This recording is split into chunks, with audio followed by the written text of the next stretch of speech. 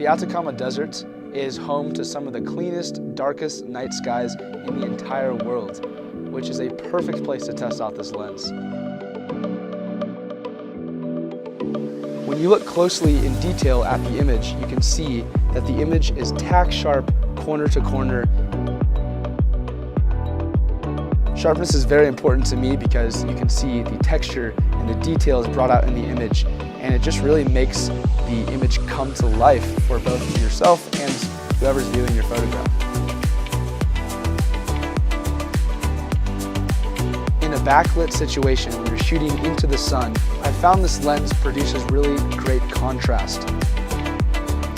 The sharpness, clarity, and detail captured with this 20mm 1.8 lens is unparalleled to any other lens I've shot with before. It's very, very impressive.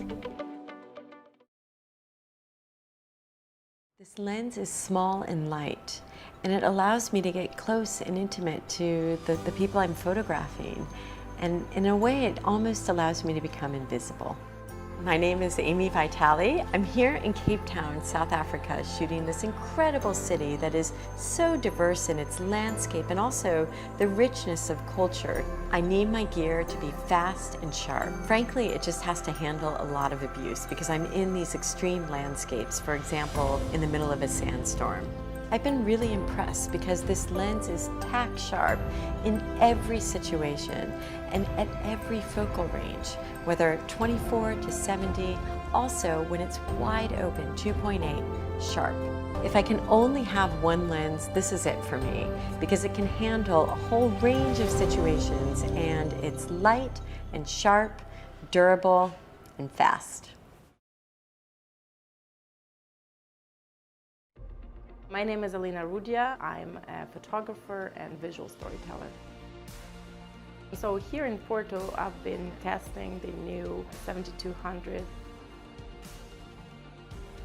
Even though it's a telelens, it is very versatile and I was able to capture a variety of scenes with it around Porto.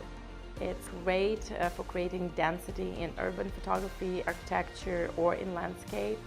I'm not usually very into the technical part of photography, but in this case I really noticed the sharpness of the photograph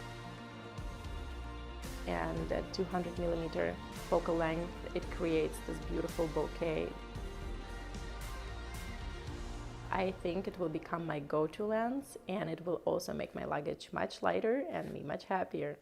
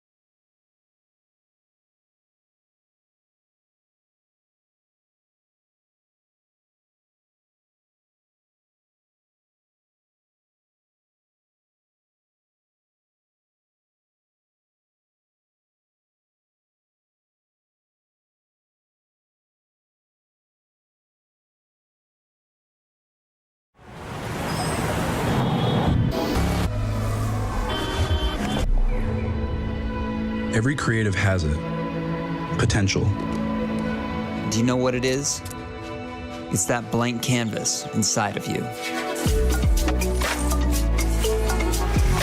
It's every creative possibility in your future. It's where your story begins. It's not always easy to find, but you will find it if you dig deep.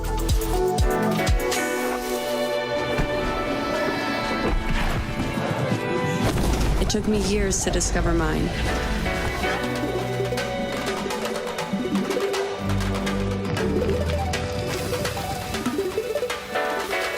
It took less than a second to recognize it. Feel it and grab it. And hold it tight.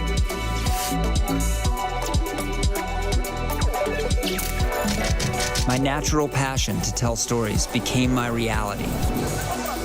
Now find yours. It's there, right in front of you. Setbacks? There will be plenty. Learn from them. Leave them behind and get closer to your creative destiny. Realize the hidden hopes and dreams. There is a place for them in this world. So share them with all of us. Don't leave your canvas blank. Be true to yourself. Find your true potential. It's time. Ignite your passion.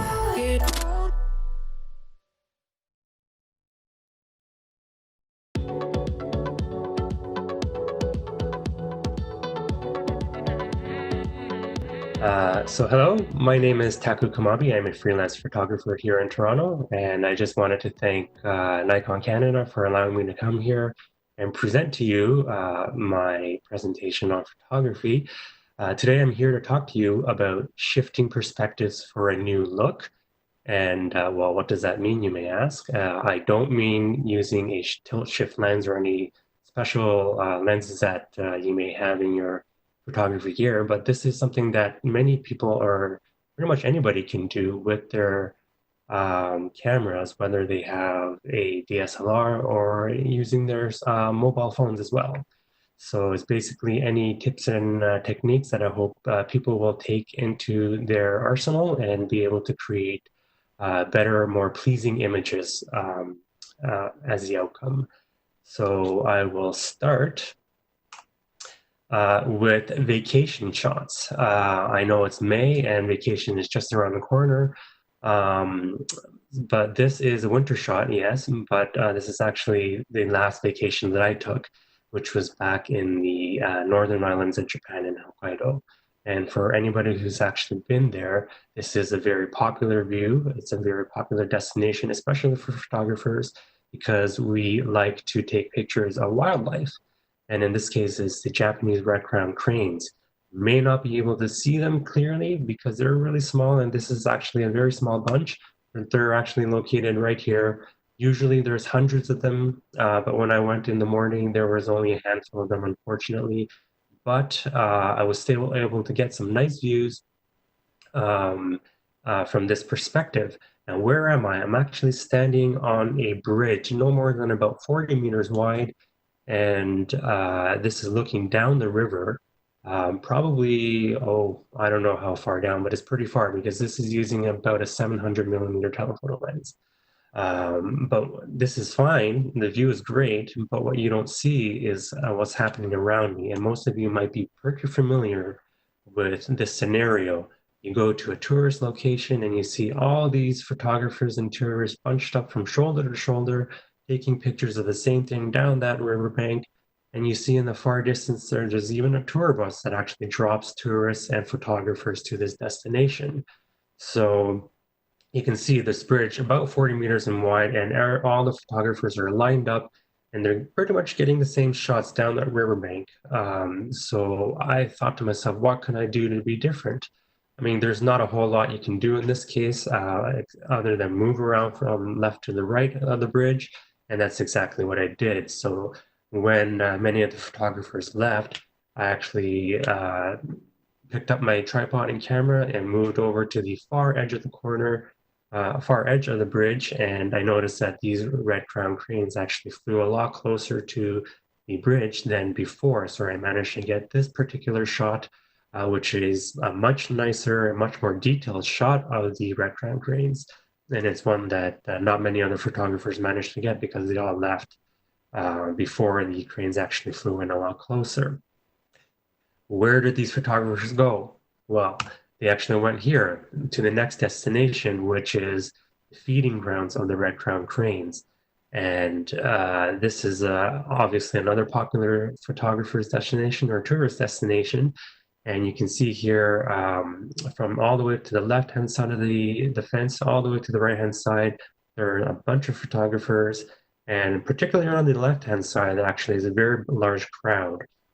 So when we go to a destination, our first instinct is actually going towards the crowd, is because if there's a big crowd, there must be something happening there, right? Well, that's fine, you can go there, but but in essence, you're basically just going there and taking the same shot as everyone else there. So I do urge and I do recommend everybody to be conscious of your surroundings and be aware of where you're able to move around. And I encourage people to move around. And in this case, I can move around a lot more than I could on the bridge itself. And this is a very key point here, because just by moving from the left hand to the right hand side, you can see that there's a little bit of a slope of a hill.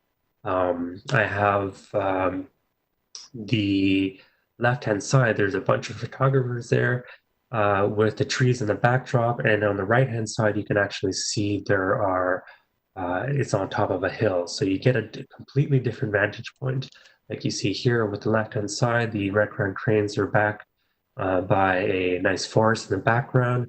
And on the right hand side, if I move over, I can see what's on behind on the other side of the hill, and I can see actually the red crown cranes coming in for a landing and actually going taking off for a flight as well. So two completely different vantage points just because I moved around from left to the right of the field. And it's something that not many people actually did, because I noticed that when we do go to a destination and we photograph, we're always focused on what is right in front of ourselves, always focused on what our lens is pointed at, and we really don't care what's around ourselves. But I want us to be more conscious of our surroundings and be aware that you are able to move around and get different vantage points. And because of that, you're able to get different types of shots as well.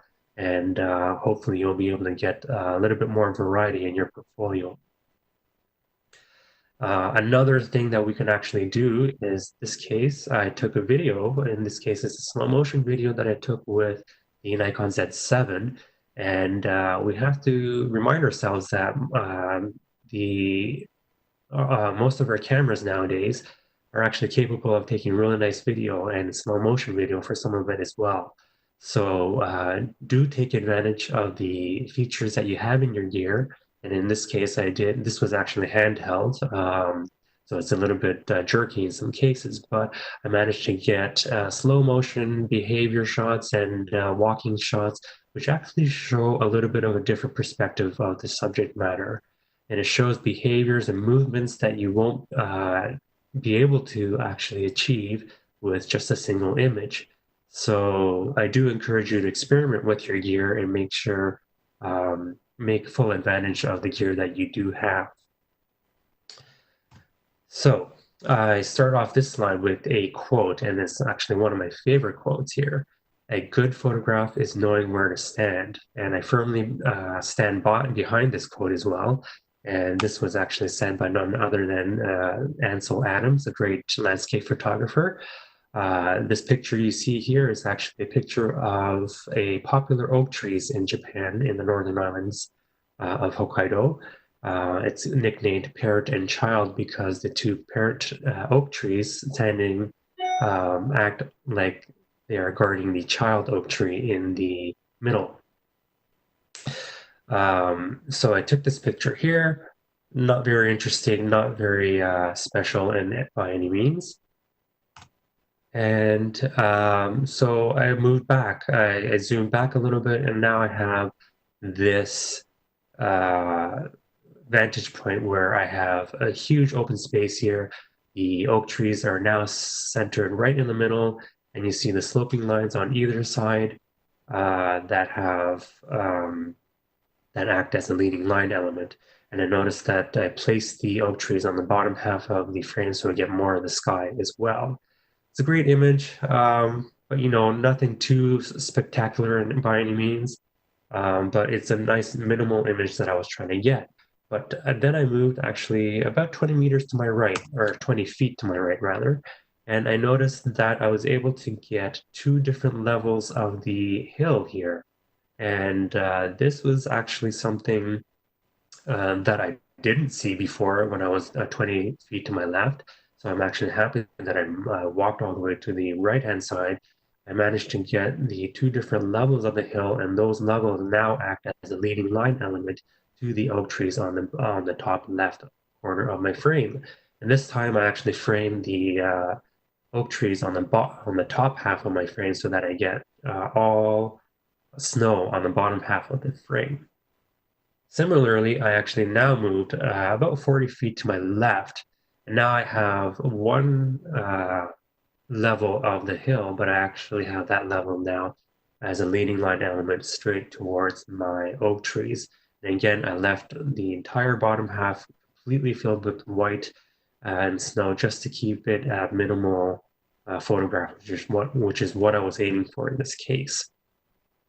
So a fairly different view, a little bit different than having my subject matter smack in the middle of the view itself. Now, I wanted to get something completely different, so I actually drove around the oak trees, and I managed to capture one of my favorite shots, actually, of the oak trees here, because this is a vantage point that I've never seen before, these oak trees. This may actually look like two different images that are stacked on top of each other, but in fact, it's actually just one image, just layered upon layers of nature. On the bottom half, you have the snow hill, and then you have a line of trees above that.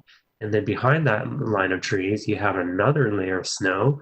And above that hill is the oak trees that I was photographing before. And it just so happened that it was overcast that day.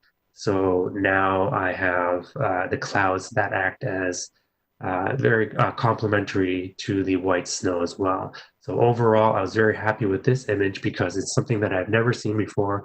It's a very new vantage point for these oak trees, especially in the wintertime, and I'm glad that I was able to capture it just because I was curious enough to drive all around the oak trees to see what I can find.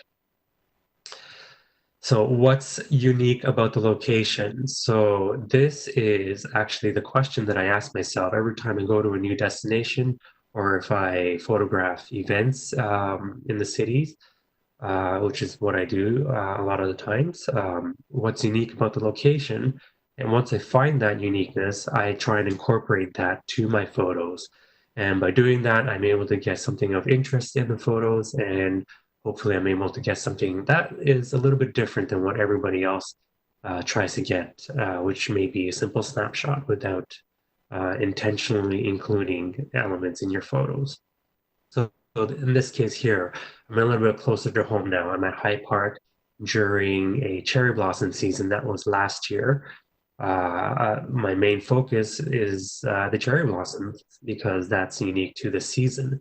So I wanted to capture the cherry blossoms in all their beauty here. So I angled myself so that the cherry blossoms are there, and I had the pathway leading from the right to the left here. But you know, there's a huge crowd of people as always, and this was actually very distracting. It just wasn't doing it for me. And I wasn't happy because of these the huge crowd of people, it actually lost focus. I wasn't actually, after I looked at the image, I wasn't actually sure what my main focus was anymore because the cherry blossoms are now distracted by the number of people there. So what could I do to be different about this photo? Well, I looked around and I noticed that every now and then a train actually comes through this pathway, and a train that carries people throughout the High Park. So when that train actually came, I ran right in front of the train. Yes, I did. And I took pictures of the train actually going down that pathway under the canopy of cherry blossoms, because I knew that the people would actually be dispersed away from in front of the train. So I intentionally got in front of it and took as many pictures as I could before the train actually came to me. And it actually turned out well. Without the distracting peoples, now they're actually just out on the side, and I get the main focus, which is the cherry blossoms and the train itself. Then I thought to myself, well, what else can I do to take pictures of the cherry blossoms? I looked around and I noticed all these birds flying around. So I aimed my camera on top or above myself, and I got pictures of birds, basically. And I noticed that the birds were playing with the cherry blossoms, the petals. They were picking them out, and they were actually dropping them to the ground, and they were licking the nectar from them, and they were overall just having fun within the trees itself. So I ended up getting various birds playing around in the cherry blossoms, and various types of birds as well, like this hummingbird here, and basically doing all sorts of different things. And I managed to get a whole collection of birds inside the cherry blossoms. And I was actually very happy with this series because it's not something that you normally do get to see. It's not something that I actually take. Birds is a different subject matter for me. So I was actually happy that I was able to get different types of birds in different action scenes enjoying the cherry blossoms, which was my main focus at that time. So I mentioned this a little bit earlier about horizon placement. Depending on where you place the horizon in your image will actually change the type of feel you get for the image. And what do I mean by this? Well, in this case, I have the horizon right smack in the middle of my image. You see here, there's a nice balance from whatever's on the top to whatever's on the bottom here. And in this case, it's the sky and the water down below. There's a nice balance, a very symmetrical feel to this, which is pretty much what I was going for because of the serenity or the sereneness of that moment. Conversely, if I were to put the horizon on the top, what you do is you basically get more of what's in the foreground. And in this case, it's the water. This makes me feel like I'm actually a lot closer to the foreground element, which in this case is the water. It makes me feel like I'm actually right there in front of the water, or possibly even on top of the water itself. And what do I get when I get the horizon down on the bottom third of the image? Well, in this case, you get more of the sky. And this makes us feel more spaciousness in the image, more expansive. And because you get that open sky with no distracting elements, you get less of the foreground element as well. So basically three different, completely different feel to the image, with three different images based on how I angled my camera and whether it was a further up, in the middle, or down below. You get three different images. And I use this example of the horizon with a landscape image, but this works completely the same way as long as you have some sort of horizon inside your image, whether it's in a cityscape, if you have some sort of horizontal element, you can place that anywhere in the frame and you'll see how different that looks depending on where you have that foreground element or the background element placed. So I do encourage you to try different scenarios the next time you do go out to shoot as well. So this example here of Niagara Falls, everyone's favorite tourist attraction and very photogenic at that. So I don't blame them. I love this as well. Niagara Falls is always a favorite for everyone. So in this case, I took a picture of Niagara Falls at the ledge here, which is basically placed right in front of the wraparound of the Horseshoe Falls. So it's a very common area, very accessible by many tourists and photographers. So I managed to get the sun rising actually right above the Horseshoe Falls. So it's a very popular angle for many photographers. So basically, I'm trying to think to myself, what can I do to differentiate my pictures from everyone else's? So I look around and then I move a little bit further back.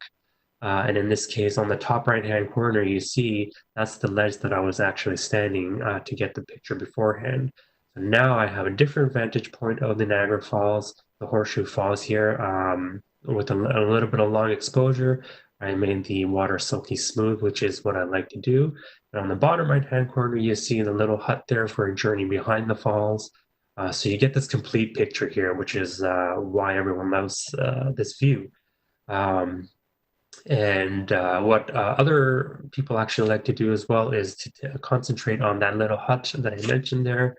And this time I took my telephoto lens here and aimed it at this hut, which happened to have that light on just that morning. So I managed to get that light on, but it's frozen. Otherwise, the icicles on the roof, the snow right on the platform there with the waterfall on the top left-hand corner there. So it's a beautiful image, but again, a very popular one at that. You see many photographers do the same thing, perhaps a little bit of a different composition, but more or less the same idea of focusing on the hut. So what else can I do to be a little bit different? I moved around even more, and this time I concentrated on the sunrise itself. I focused on the sun, and the Horseshoe Falls is actually right in the bottom half of the image there, falling into the shadows. So what I did here was I actually concentrated on the Niagara River itself, because I noticed that most people don't actually concentrate on the river itself. They more or less tend to focus on the falls itself. And then in this case, the steam rising from the river itself acted really as an interesting element as well, because it's not something that you do see, and then it actually gives context to where I am and how cold it was that morning. It was actually very cold. The next thing I did was I looked around and I saw a very sliver of the Horseshoe Falls lit up by the sunlight. So I concentrated my my focus around that area, and I managed to, I intentionally left a little bit of the river in the background as well, so you can see the steam rising above the river, so you get a feel as to where this is. This is the Niagara Falls with the river in the background. And again, it's another long exposure because I wanted to get that silky smoothness of the waterfall itself. So again, what else can I do to be a little bit more different? I looked, this time I looked right below myself and I saw the rushing water of the raging Niagara River. And I played around with this. I did a semi-long exposure and I managed to get a completely different texture of the river itself than what I had before, which was silky smooth. And this is why I like this, because I get a very contrasting feel to this image. The water is now seen as more of a steel wool type of texture or fabric, which is a very contrasting thought to what you might think a water might be like. So this is something a little bit different that I was happy with. And then on my way back, I actually looked around and I saw this, which actually turned out to be probably my favorite shot of that morning.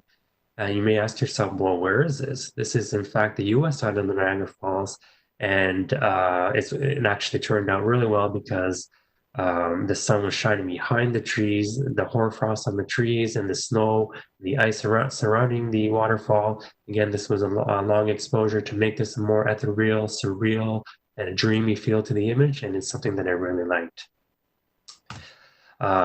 So those past 6 images that I took of the Niagara Falls, basically I snuck in a storytelling element. So what do I mean by storytelling element?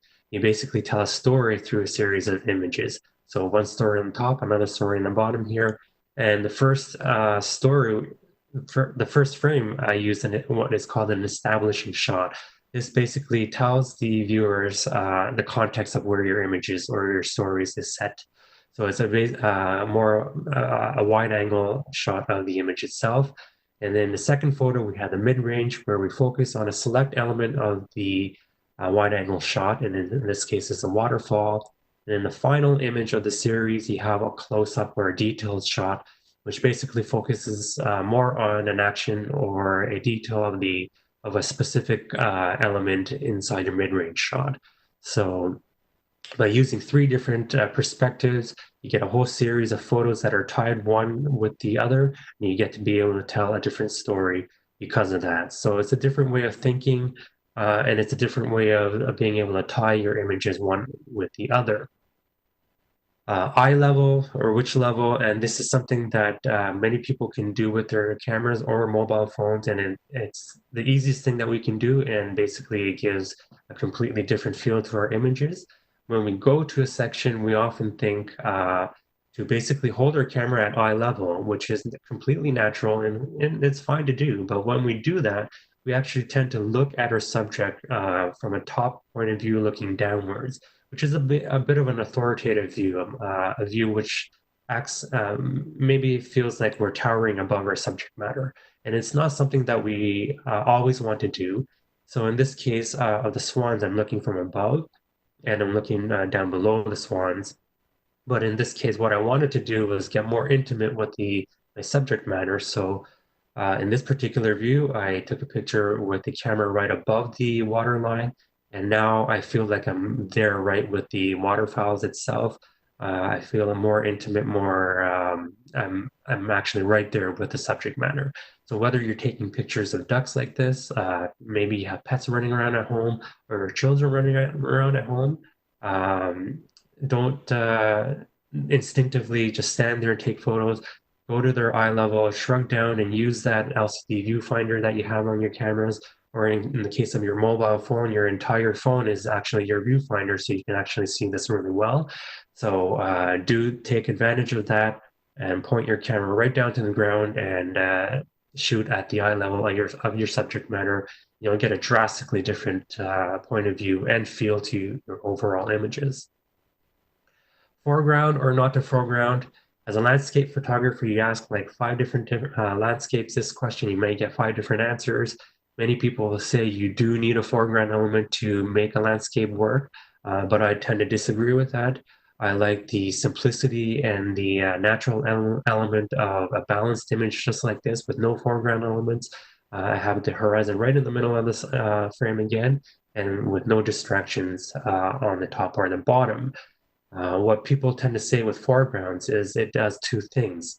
It actually acts as a leading line element to our image, and it gives a sense of depth to our image because you do have something in the foreground, and that's relative to what is in the background.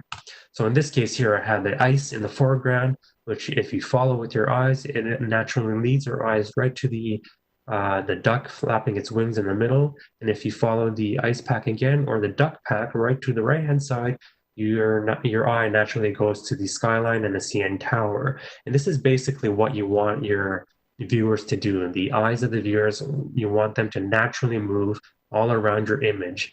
And that makes it for a more attractive image, more impactful image, just by placing your foreground in specific ways and using your foreground to the advantage. So again, foreground element included if you are able to, but don't always think that you must have a foreground element inside your landscape images. Toronto Sunrise Series. So for those of you who follow me on Instagram, thank you very much. You may know that I have my own personal series here. It's called the Toronto Sunrise Series. The personal project of mine that I started back in 2014. So this is actually my 7th year doing it. And it's basically this. I just go out on the lakeshore, I take my camera with me, and I try and take pictures of the sun rising above the horizon. So I managed to get a very huge collection of nice Toronto sunrises, which I'll show you here in the next 2 slides. Nice serene element here, which is a very subtle pink hue with the sun rising slightly behind the buildings there. I love this moment. It gives it a nice peaceful moment. But then I get different vibrant moments like this, where the orange and the red in the sky is actually burning away with the sunlight. And it's a very powerful and invigorating moment as well. And at the same time, I do get lucky with different weather phenomena as well. In this case, the fog started rolling around very heavily, and it actually covered the entire city skyline. I managed to cover the fog, which is a very rare thing that you get to see, and you don't get to see these things until you keep going and going and going as well. And many people have asked me, you've gone for so many years, do you ever get bored of actually going back to the park and taking pictures of the same thing over and over again? And to that I say, well, no, because I basically think differently every time I go. I think to myself, what can I do to change things up a bit? What can I include? Where can I go to see different things and incorporate different things into my pictures? So in this case, I incorporated the iconic Humber Bay Bridge, just the bottom of it, though not the entire bridge. And I still wanted to focus on the Toronto as well. So I put myself into a viewpoint where I can see the Toronto skyline and the bridge itself, and I actually waited for a pedestrian to walk by or ride by on their bicycle, and I intentionally blurred them to give that sense of movement in the image itself. And in this case here, when I came to this the scene, I noticed that there are two people there exercising in the on the far distance there. And at first, I thought to myself, "Well, they're going to be in the way of my image."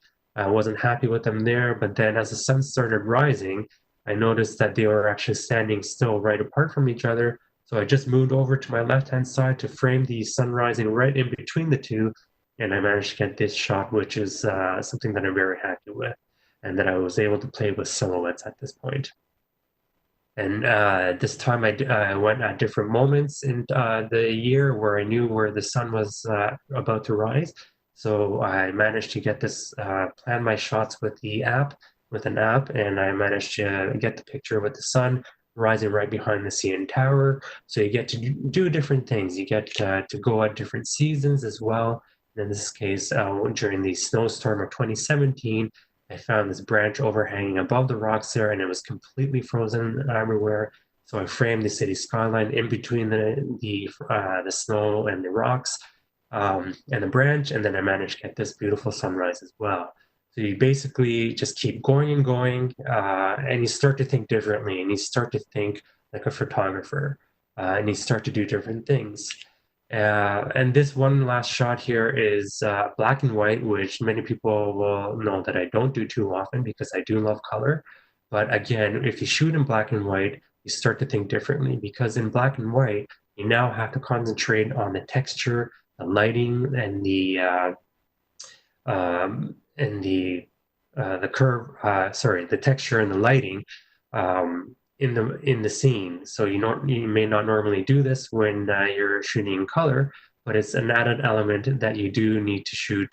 You need to consider for when you're shooting in black and white, and it's always something a different mindset that you're thinking of when you're shooting in black and white. So it's a great exercise to be able to do this.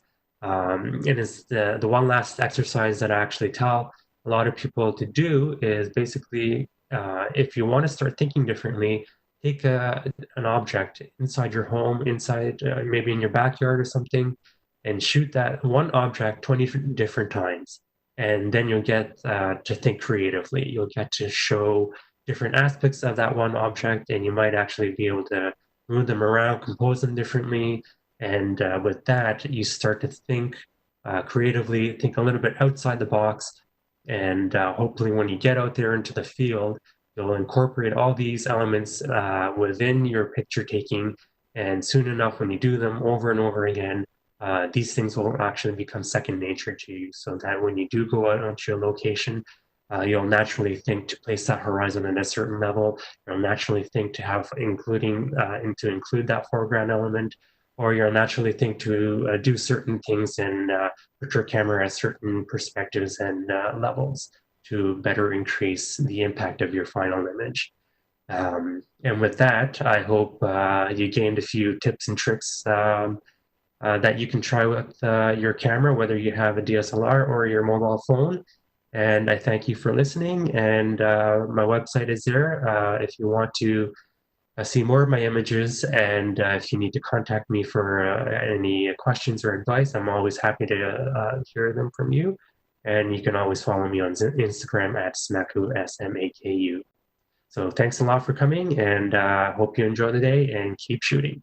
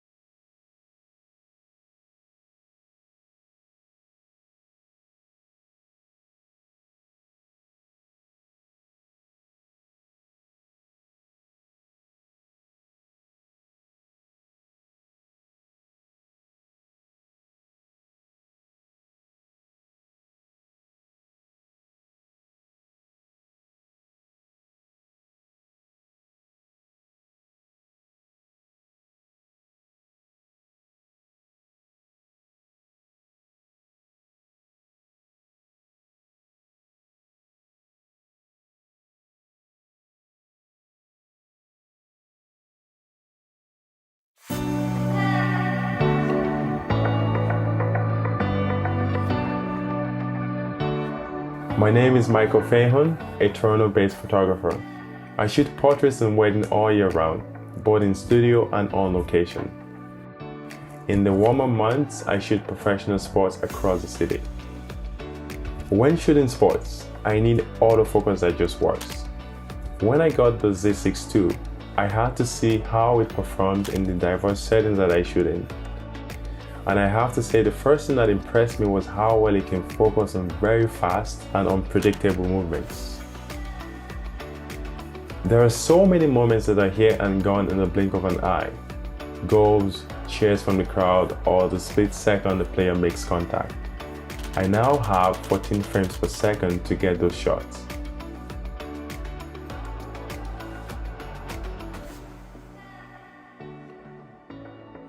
Shooting weddings is a different story as you would expect. I'm a silent observer. It's so important for me to capture candid, intimate moments of the couple without drawing attention to myself or getting in the way. The ability to shoot silently ensures I can do that.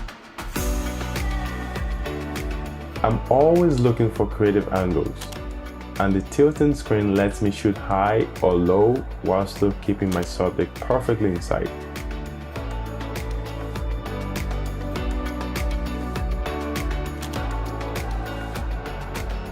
People who shoot events know you need to shoot a lot, and the much larger buffer on the Z6 II means I'm not worried about filling it up.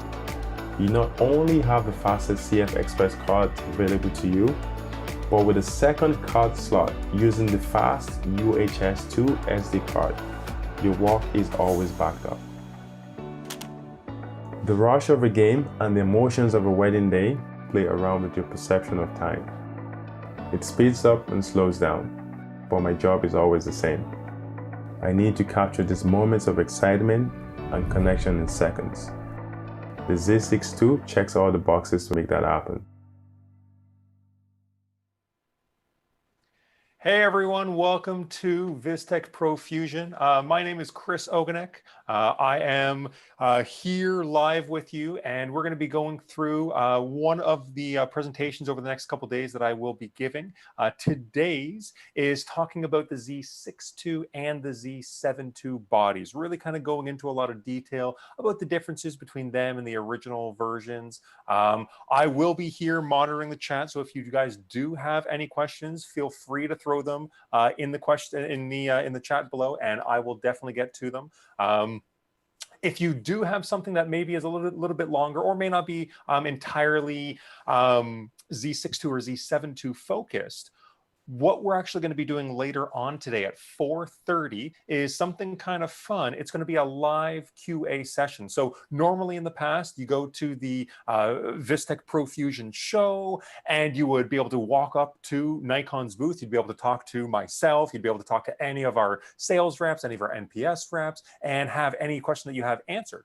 Well, obviously, the show is a little bit different this year, but we still wanted to make sure that you guys had access directly to us. So obviously, we'll be monitoring the chat all day long, but at 4:30 both days, today and tomorrow, I will be on the live interwebs to be able to answer any of your questions live as you put them in the chat. So make sure if you have something specific that you want to ask us to get in on the chat on that time, and I'll be ready for you. Okay, but we don't have a ton of time, so let's start talking about the Z6 II and the Z7 II.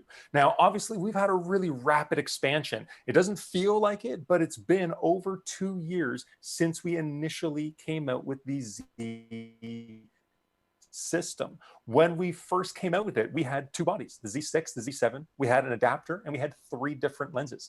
But now we have the Z5, the Z6, the Z7, the Z6 II, the Z7 II, even a DX-Z50, along with over 14 different lenses, an adapter, and 2 teleconverters. So we've really expanded out the system, and we've also given a future roadmap talking about up to 24 lenses that we're going to have by the end of 2021. So we've really pushed hard to get this Z system to be where we need it to be so that you guys are able to go out and shoot with the lenses that you need. And while you obviously can go and utilize any of the older F-mount glass while using an FTZ adapter, we all know the power of the new Z mount. I will be talking about that a little bit later on, but that really has enabled our optical engineers to make lenses that we've never been able to make before. And we want to make sure that you have access, not just to the great bodies, but also to the great Nikkor Z lenses as well. So that's why we've made such a big push over the last couple of years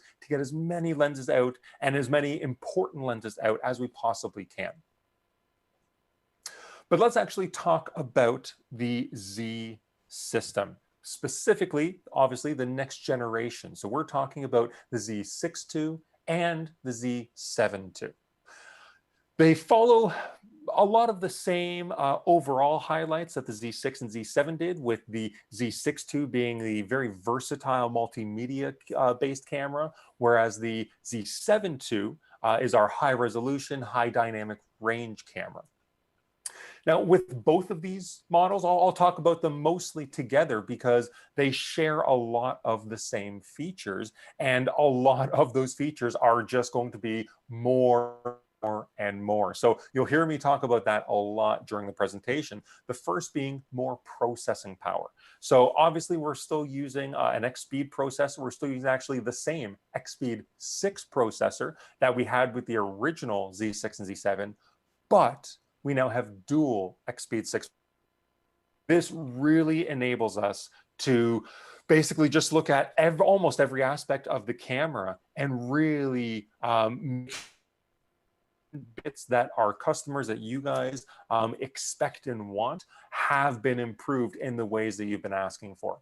One of those being continuous frame rates. So we've gone from 9 and 12 frames a second with the Z7 and the Z6 up to 10 and 14 frames a second with the Z6 II and the Z7 II. Now, obviously, being able to shoot faster is obviously key, but there's also some really other stats that go along with it. One of them, to be honest, more importantly, is the buffer size. So you can shoot as fast as you want, but if your buffer can't keep up, then there's almost not really much of a point to it. So we've made sure that with the Z6 II, it's 3.5 times the size of the original Z6 buffer, and the Z7 II is 3.3 times larger of a buffer than the original Z7.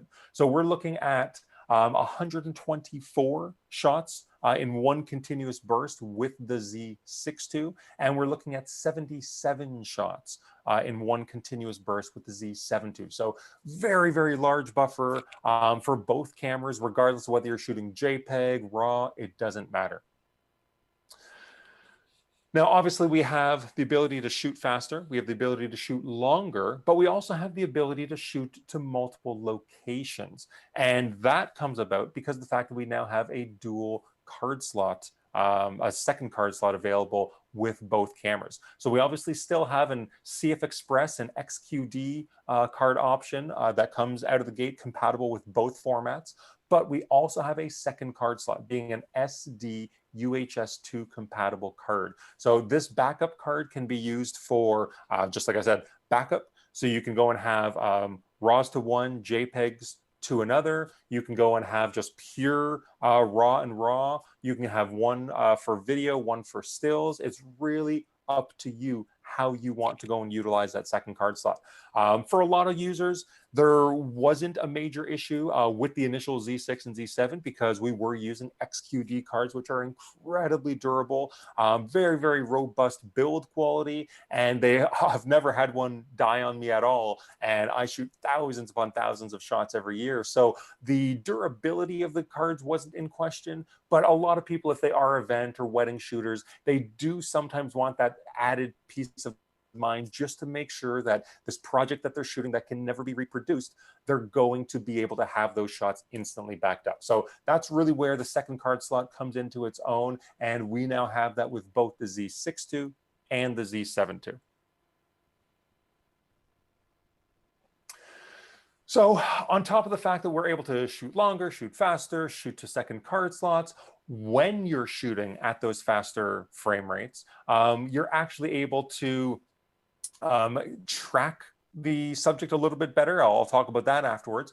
But when you're shooting in continuous high mode, we've also reduced the blackout time of the frame. So when you're going and shooting and you're tracking that subject, not only can the camera track it better through the autofocus system, but you physically are able to see it better, which enables you to take a little bit more control, and you ensure that the camera is going to be able to perform better because you can keep your subject directly within that autofocus point, or make sure that it stays within the frame and with the right composition. So having a smaller blackout time when shooting continuous high is really, really key for a lot of shooters who are shooting action, sports, even wildlife, birds in flight. It makes it that much simpler for them to go and get the job done. Now, talking about more, obviously when you're shooting faster, when you're shooting longer, you're going to want extra battery life to go with that. Well, right out of the gate, the camera is going to come with an ENEL15C battery. That ENEL15C battery does have a little bit more extra juice in it, a little bit longer runtime than what the original ENEL15B battery that came with the Z6 and Z7. So right out of the gate, because of that better battery, you're going to get better battery life. But what if you need even more? Let's say you do a ton of time lapses, you're a video shooter, you're going to be out there for hours on end. Well, we have a couple different options for you as well. We obviously have a brand new battery grip. That's the MBN11. This MBN11 is fully featured. It has vertical shutter release. It has front and rear command dials. You can go and customize a few of the buttons to change as you're on the fly. So you have a fully functioned battery grip that's essentially going to almost double your battery life, whether it's stills or videos that you're taking. But the good thing about it is that one of the batteries, the A battery, is actually hot swappable while in use. So you can actually be filming a video, and without interrupting the feed at all, you can actually pop out the A battery, put in a new one, and you can continue recording as if nothing was done at all. Yes. So Teresa Bryson, I'm getting a question here. When using multiple exposures in the Z6 II and Z7 II, can you view the image as it develops, and do they save multiples in RAW? So the answer to that is both yes. You can go and see a preview of your image. So if you're actually shooting one and then shooting the next shot right away and going to put that into a multiple exposure, you will see the overlay of the first shot. One cool feature, though, is that that's one way of doing it, which is the way that we've always kind of done it, which is you have to go and shoot your multiple exposures one after another. Well, with the Z6 II and Z7 II, you don't actually have to shoot your shots one right after another. You can go and use any of the multiple exposure options using any image that is on your actual memory card. So if you have a portrait shot that you took in a studio as one of the first set of images on your card, and then you're out taking a beautiful landscape 3 weeks later, and you still have all those images on your memory card, well, you can actually go in camera and tell it, I want this image, portrait, and I want this image, the landscape, and you can go and set it to be overlay, lighten, darken, whichever options you want, and you can do it in camera after the fact. So while you can do it simultaneously right after each other, we have actually even expanded out what the multiple exposure mode is capable of. And then you actually asked, do they save multiples in RAW? You can have the individual files be saved as a RAW file, but you will not have the end result be saved as a RAW file. And then the very last thing I'll mention about the battery life is the fact that just like the Z5, you have the ability to go and use USB power delivery. That means that with all of our Z cameras, the Z6, Z7, even the D780, you're able to plug in using a compatible USB-C cord into a wall socket, and that would internally charge the battery, but you couldn't use the camera at the same time. Well, now with the Z5, the Z6 II, and the Z7 II, what you're able to do is when using a compatible power delivery USB battery pack, you're able to get charge into the camera and still use it while it's being sourced by that USB portable power pack. So really, really good in the sense that the initial battery gives you longer runtime. You have the MB-N11 battery pack to buy, and you can also go and use the USB power delivery to get even longer battery life using an external source. All right, so let's talk about one of the biggest talked about features on this camera, which is the autofocus. Now, one of the things I'll kind of preface by saying when it comes to the autofocus is the fact that it's very difficult to put a number as to how much better the autofocus is. Is it 10%, 20%, 100%, 600%? That's very difficult because it all requires what autofocus mode is used, what lens is used, what subject are you shooting. So there's so many different variables that we generally won't be able to put an actual number value to how much better the autofocus system is. But I can tell you that there are a number of ways that we've vastly improved the autofocus performance of the camera. The first being, we have a new way to use eye detect autofocus. And this is initially with the Z6 and Z7, we had the ability to use eye detect when in auto area. So that would essentially take up the entire frame, and anywhere that your subject was, which I'm actually using a Z6 II right now, and it's actually using eye detect. And right now it's actually seeing my eye anywhere throughout the frame. Well, what happens is, if you see with this example here, what happens if you have multiple people in the frame? Let's say you're shooting events and you have a lot of people kind of crisscrossing, and you really want to narrow down where your camera is going to be looking for those eyes. Well, now, not only do we have the ability to use auto area AF, but you can also use the smaller wide area large AF option. And that means that you're essentially narrowing down the field of where the camera is actually looking for the eye detect. So it gives you just a little bit more control. We've also not only given you more control, but we've given you more access. I know that personally, I've talked to a few people that when they're wanting to switch back and forth between taking a portrait of their dog and a portrait of their kid, they generally probably wouldn't go back and change between eye detect human and eye detect animal, because it was a jump through the menu that they had to do. Well, now we've gone and made sure that it's basically a one button press, and then you cycle through the different autofocus options, and both eye detect human and eye detect animal is right there in, at a single button press for you. So it's very, very fast and very, very efficient while you're on the go.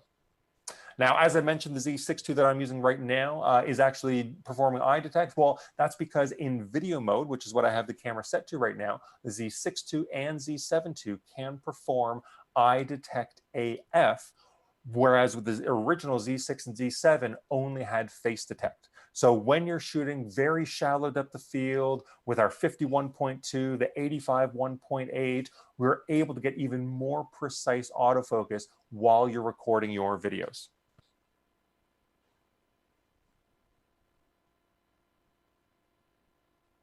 Okay, so one of the other bigger factors that I would say that you'll find improvement-wise in the autofocus is how much better they can focus in low light. So if you're in a room and you have the original Z6 and Z7, it's right on the limit of what they're able to focus in. If you go and cut that light level of the room in half, the Z6 II and the Z7 II can now still focus in those amazingly low light situations. So that's huge. Being able to focus down to -3 and -4 EV respectively for the Z7 II and the Z6 II means that these cameras can not only track faster, because we have better algorithms in the camera that's able to track and predict where your subject's going to be. We have better eye detect capabilities with the cameras as well, new eye detect modes, but the cameras can see in lower light situations. So when you put all of that together, you're getting a vastly superior autofocusing system than what we had in the past.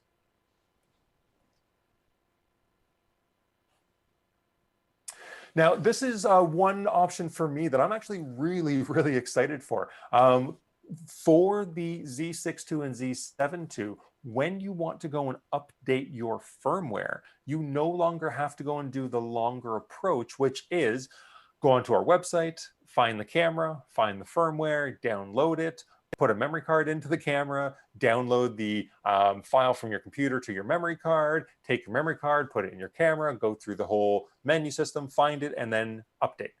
Now, all by using the SnapBridge app that we're already using to control your camera, to download images. You're not only told, do you have a firmware update available, you can go and automatically download it right from your app to the memory card in your camera. So it'll automatically download it, and then you just hit update in the camera. So it's a vastly faster system than what we were having in the past. So if anybody does have a Z6 II in their hands already, I would definitely recommend you to go try this out. But the one caveat is that currently we did just come out with a 1.01, a very small update for the Z6 II. Currently it's not available just yet in SnapBridge. So I'm telling you about this amazing feature, but check back. What day is it? It is Wednesday.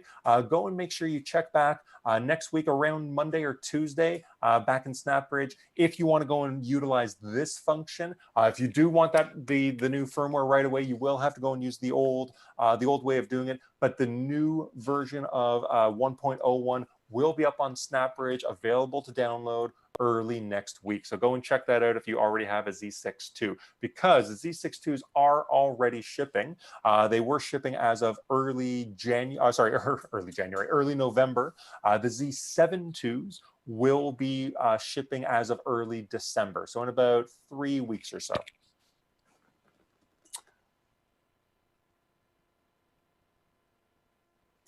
So I'm seeing a question here by Michael C. Gray Photography, and he's asking, in movie mode, when the camera loses the eye, does the camera just switch focus modes back and forth?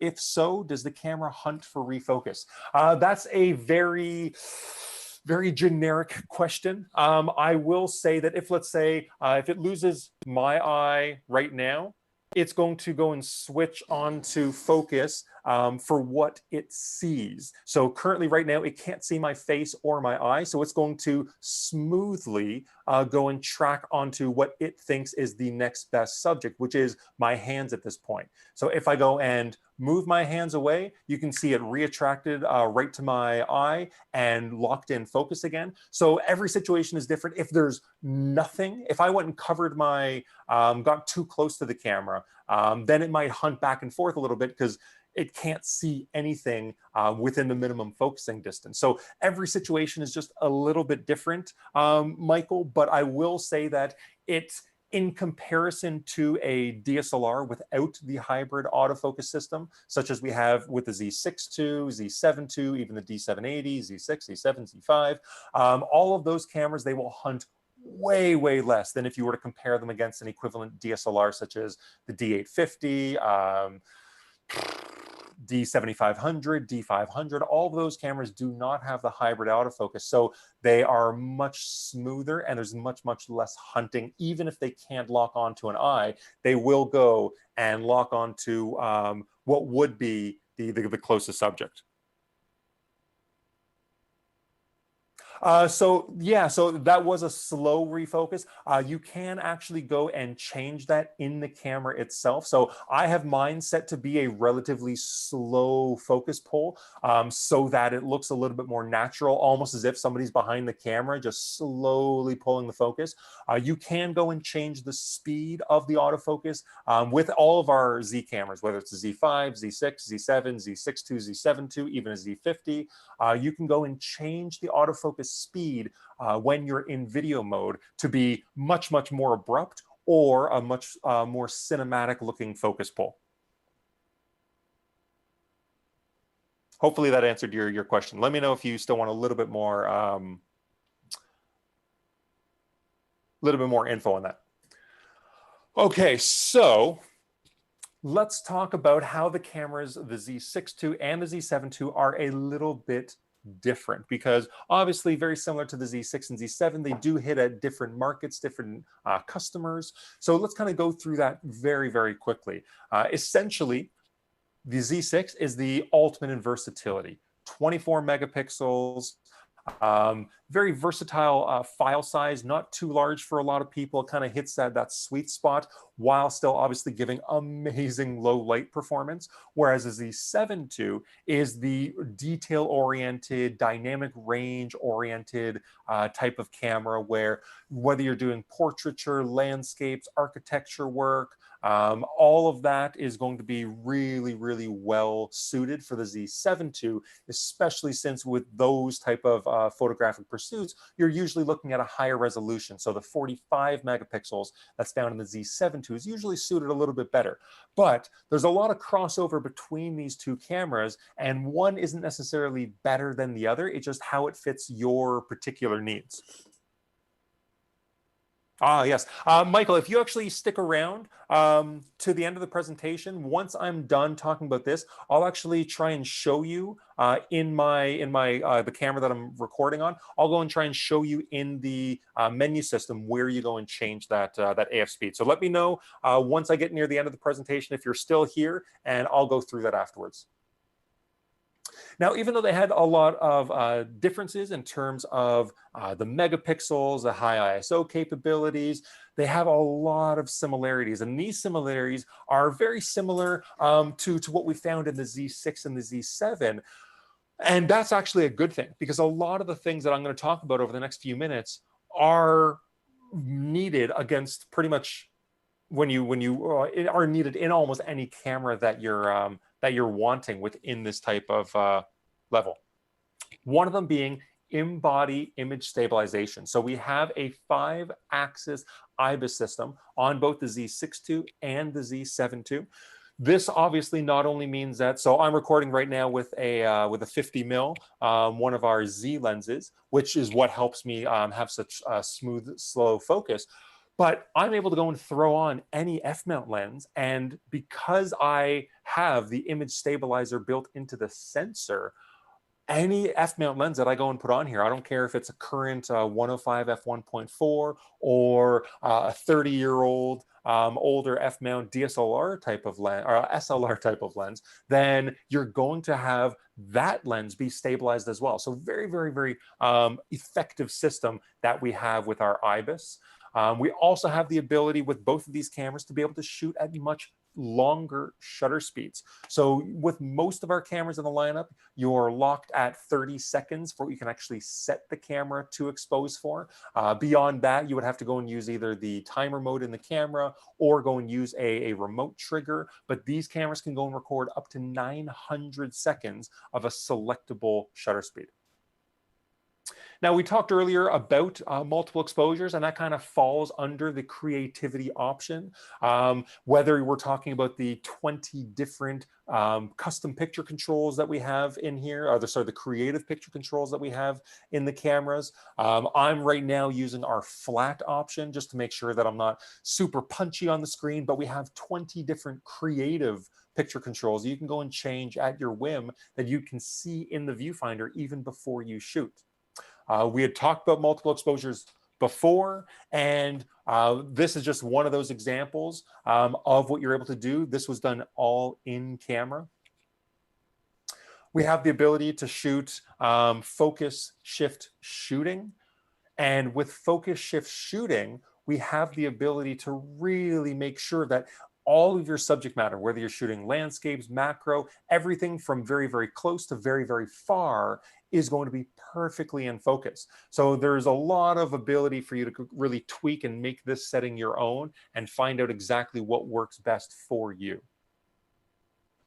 Now on movies, I could sit here and talk about the movies on both the cameras for probably an hour just on each of them, but I'll very quickly break this down as an easy, advanced, and then professional level. So the easy is if you're going to be recording internally. So this is the 8-bit option. So record internally at 8-bit 420. This is essentially using the internal picture controls, whether it's the flat if you do want to grade it even a little bit, or if you want to go and use any of the built-in picture controls to go and essentially not have to grade at all.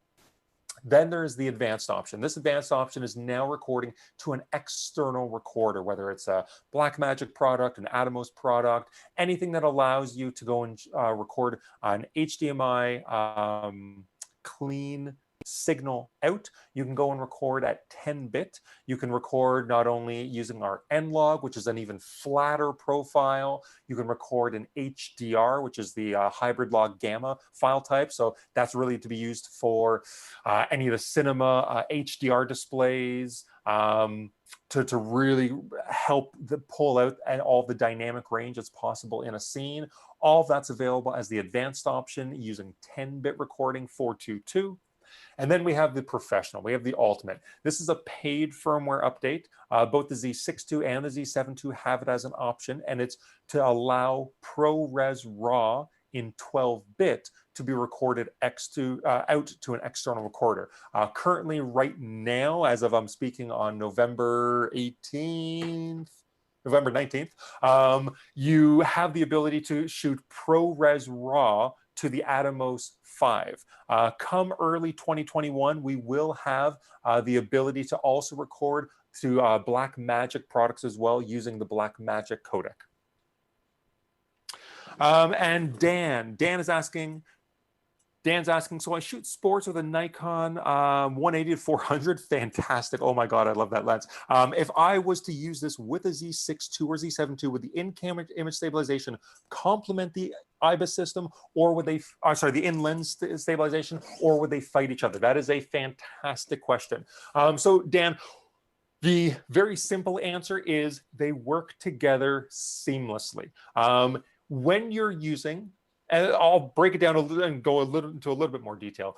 When you're using a Z lens, you make all of the image stabilizer, all the VR changes in the camera body itself. So you would actually go through and you would tell it, I want you to hit the I button. I want you to turn IBIS off, on in normal, or on in sport. And that, so let's say I have our 70 to 200 f2.8 Z lens.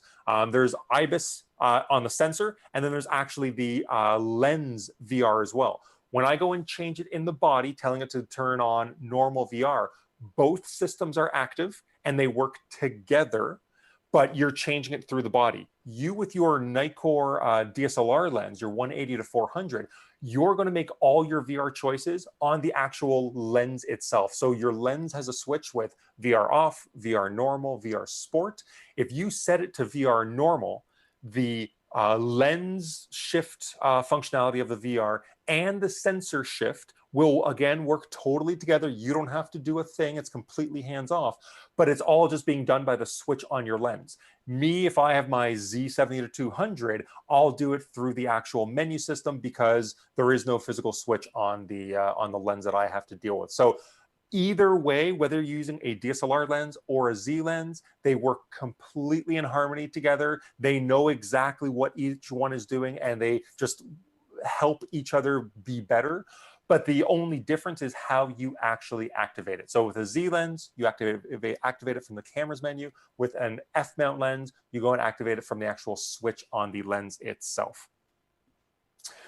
Now, we do have the ability to shoot 4K at 60p with both the Z6 II and Z7 II. The main difference here being the Z7 II, when it ships at the beginning of December, that will come with it out of the box, ready to shoot 4K 60. The Z6 II, if anybody is lucky enough to have one already, you will not, unfortunately, have the 4K 60 yet. That is coming. I don't know the exact date, in January or February of 2021, so it's coming very soon. It'll be a free update for you. It's just going to take a little bit longer for it to actually hit the market. We do have the ability to go and reverse the direction of the focus. If you are a manual focuser, you do want the most control, and you may not be totally used to the Nikon way of doing things because we are backwards from how most of the other brands out there go and do everything, whether it's focus direction, putting on and off your lenses. So we have the ability to change the focus direction.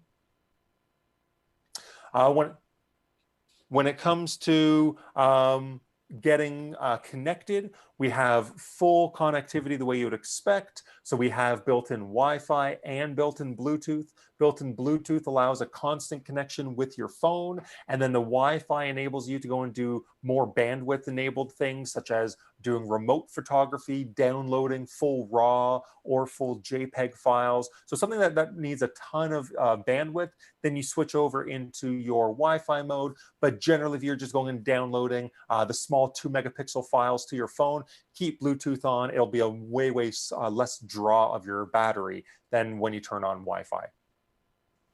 You also do have the ability to go and transfer directly from your camera to your computer. If you don't either want to use a memory card reader or you forgot it for a shoot, you can go and make a connection using our wireless transmitter utility app. So that's very handy as well.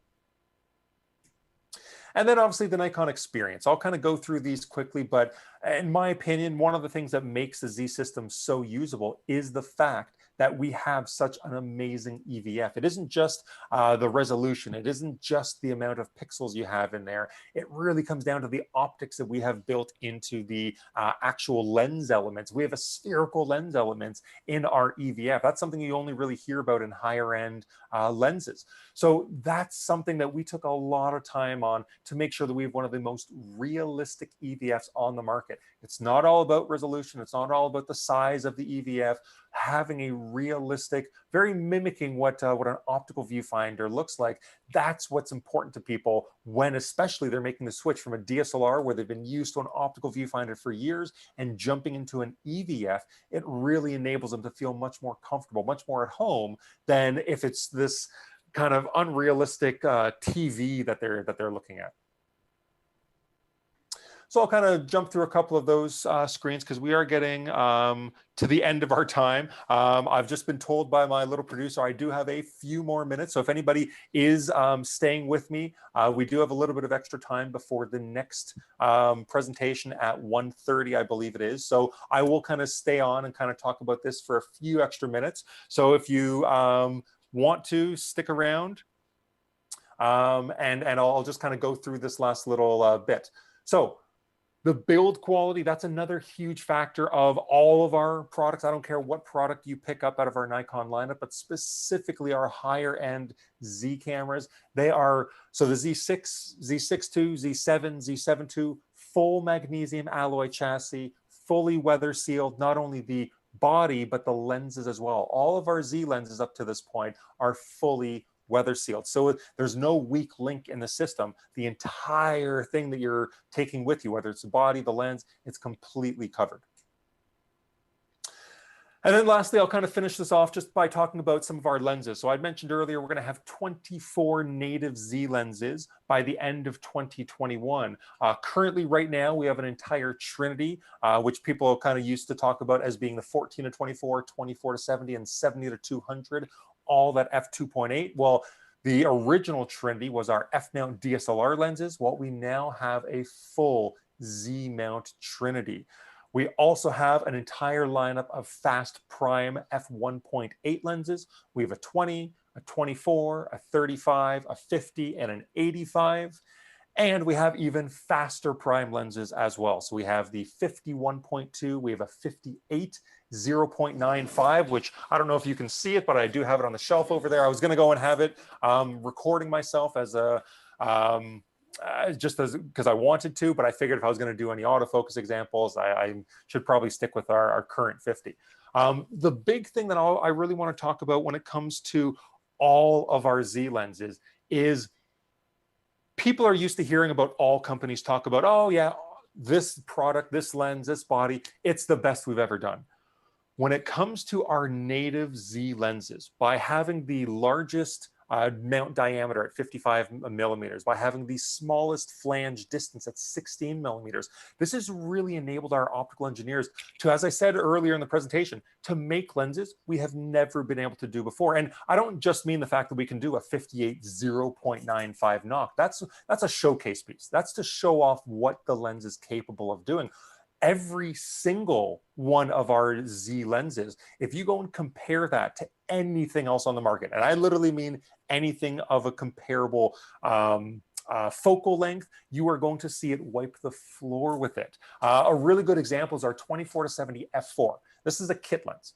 A lot of people kind of turn their nose up at kit lenses and go, yeah, okay, a kit lens. That's something I save money on, but I'm not really going to want to go in and use this long term. Our 24-70 f4 kit lens, and anybody with a f mount 24-70 f2.8, please cover your ears right now. That f4 lens, which when you buy it as a kit comes to like under $800, that is so much sharper than what was one of the best f2.8 24-70s on the market that had ever been made. That to me just blew my mind when I did that test. And it's not just the fact that you have a little bit of extra sharpness in the center. It's you have unbelievable sharpness in the corners, and there's almost no penalty when you shoot wide open. There are other really fast lenses on the market when it comes to, let's say, whether we're talking zooms, but specifically when it comes to primes. And when you go and look at a prime most of the time, if I were to give you basically any f-mount prime lens, and I said, take this lens and shoot it at its optimum sharpest aperture, I would bet almost every single person would instantly go to f5.6 or even f8, because you know that anywhere near wide open, it will definitely benefit from being stopped down. All of these native Z lenses, I don't care which one you look at, close your eyes and pick one out of a lineup, every single one is almost as sharp, completely wide open, as it is when stopped down. This is an example. I'm not sure how well you can see it here, but this is an example of the new 51.2 shot at 1.2. A lot of the time, people are buying 1.2 lenses because they want the look, they want the bokeh, but they know that it's not going to be this sharpest lens when shot wide open. Well, you don't have to worry about that with any of the native Z lenses, even the 1.2, even the 0.95 knock. They are unbelievably sharp, completely wide open. Okay, so I do have a question here. Steven's asking, hi, Chris, not sure if you answered this or not. How big could you print a picture for the Z6 II? Not sure if there's an improvement from the Z6. I will say that there is no improvement from the Z6 just due to the fact that we are utilizing essentially the same sensor, the 24 megapixel backside illuminated CMOS sensor. So in terms of resolution, there's no improvement. But how to actually answer that is a very, very difficult one. And I don't care what camera you ask that about. It's very difficult to answer because I know people, if one of our NPS members, John Blacker, is watching this, he's screaming right now because he was shooting back with a D1 and he was blowing it up to like almost billboard size type of shot. So it's not just about resolution. It also factors into your working distance, like how far away are you going to be viewing it? So on a billboard, you're going to be 20, 30, 40 feet away. But if you're talking about printing an image that's 24 by 36 and you're going to be analyzing it with a loupe, well, that's a different story. So there are different answers depending on your viewing distance, depending on the processing that you do, how much sharpening are you going to be using. So I never really have a real answer for that because I've seen huge prints made from very, very low megapixels that you wouldn't normally expect to actually be possible. So I'll kind of defer from answering that in the sense that how large can you go? I would say easily 20 by 30. But again, it depends on your viewing distance. But we have not made any major changes from the Z6 because it's the same resolution. That being the biggest factor that most people will be looking at. Okay, and I'm just quickly going to go through a couple differences here. I was talking about the Z6 resolution being the same. The big difference is going to be the dual processors, the faster frame rate, the huge buffer that we have, the fact that we will have 4K 60p in the new year. We have dual card slots now and a much lower autofocus detection area. Very similar to the Z7 II, same resolution, but we're looking at dual processor, faster frame rate, bigger buffer, 60p with HDR and the reverse rotation, dual card slots, lower detection rate, all of the things that I just kind of went over. And as you can see, with this kind of cool little Venn diagram that we have here. There's a lot of different options, a lot of different improvements that you can see in the middle of those two boxes. And then in the smaller boxes, those are individually for the Z6 II and the Z7 II. So there are a lot of major improvements for these cameras. Are the Z6 and Z7 still being sold? Absolutely. They are still current in our lineup, and they still are going to be very attractive for a lot of users. But the Z6 II and Z7 II take the cameras that already were really, really amazing, and they just push them that much further. So Colton is asking, for 4K 60, is it worth the upgrade to the Z7 II for the less crop? Ooh, so that's actually good. So Colton, what he's referring to is the fact that the Z6 II will have a slight crop to it, and that's because we're doing a pixel for pixel readout. So every pixel that is going to be read is going to be shown, which means that there is going to be a bit of a crop. Whereas with the Z7 II, there is no crop, or it's a very, very minimal crop when you're recording at 4K 60. Colton, I will say I cannot answer that for you, to be totally honest. That comes down to each person individually. Personally, I would say no for the most part, because if you are that into video, the fact that you are going to be getting slightly better image quality when not recording in 4K 60. So when you're at 4K 24p, 30p, if those are the resolutions that you usually shoot at, the frame rates that you usually shoot at, then I would say it's still beneficial to just know that you're going to have a bit of a crop when going and jumping into 60. But if you tell me that you're only ever going to use the camera in 60p, then it may become beneficial for you to consider it. So it depends on your personal preference and how often you're going to be shooting at 24 and 30 frames versus that 60 frames. And what I'm going to do now is I'm very quickly going to jump into and show, who was it? It was Michael C. Yeah, I'm going to show Michael C. very quickly the option for how to, maybe, possibly. Are we able to see it? Aha.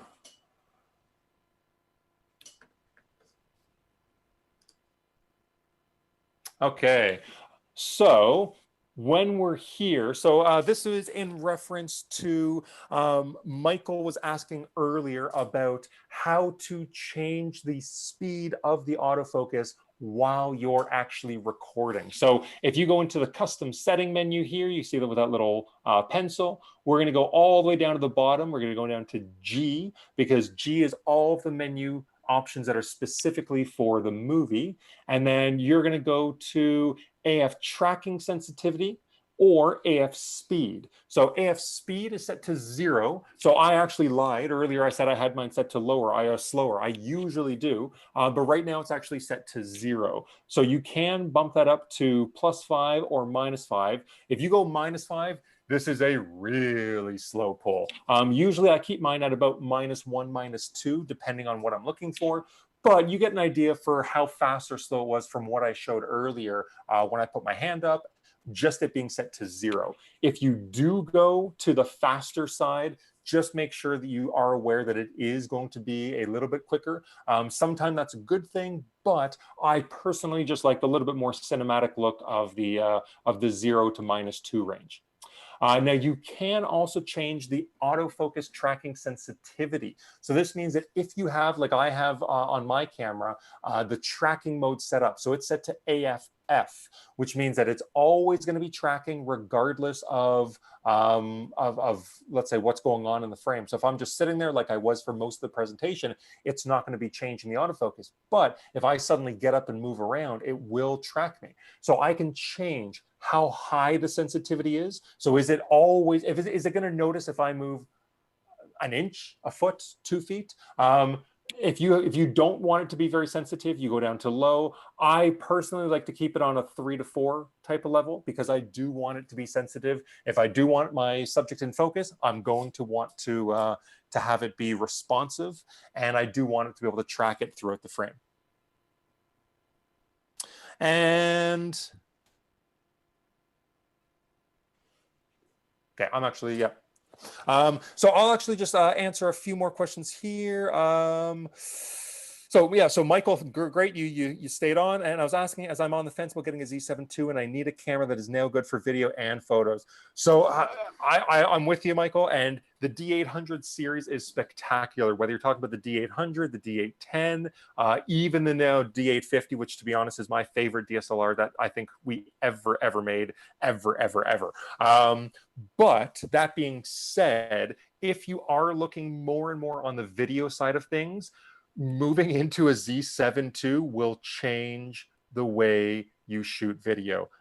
It is not only, as you see here, it's very intuitive to be able to actually do it very easily, very quickly, and the system is so capable. So I personally would say that if you are looking to incorporate much more video into your workflow, that the Z system, specifically the Z7 II, if you're looking for a high resolution still option as well, the Z7 II would be a really good option for you.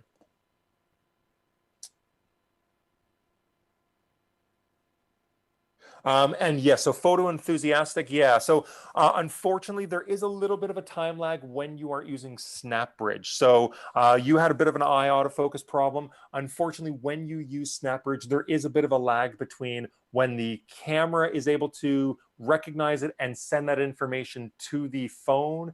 And so I agree with our tech support 100% there. If you do want no delay in it to be super snappy, I would not actually record video while you're using the SnapBridge app. It does slow things down just a little bit.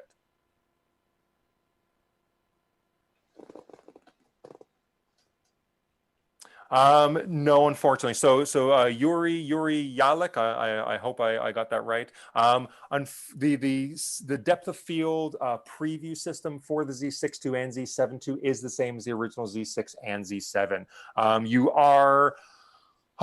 You will not get a full preview at 100%. One thing I would recommend you to do is to turn on focus peaking. Focus peaking will give you a way more precise ability to check your focus, regardless of whether you're zoomed in 100% or not. The focus peaking is so good that I only rely on that. So I would make sure you turn that on, and that will give you an unbelievable unbelievable ability to check your focus and your depth of field while you're in the process of shooting. Jim, sorry. Yep. Yes, and yeah. So Jim, if you're looking to do external, if you're looking to have the ability to view your frame prior to shooting and you are using SnapBridge because of that, yes, I would say definitely look at an external recorder. That will give you way better snappiness when it comes to the autofocus.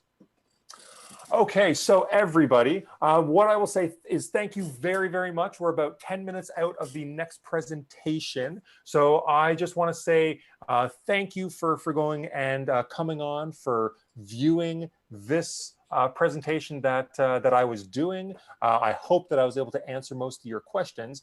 The great thing is that if let me get that framing back. The great thing is that if I was not able to answer all your questions, or you come up with more as you go throughout the day, come back at 4:30. From 4:30 to 5 o'clock, I'll be on here. There'll be a few other Nikon reps as well who will be available to answer questions.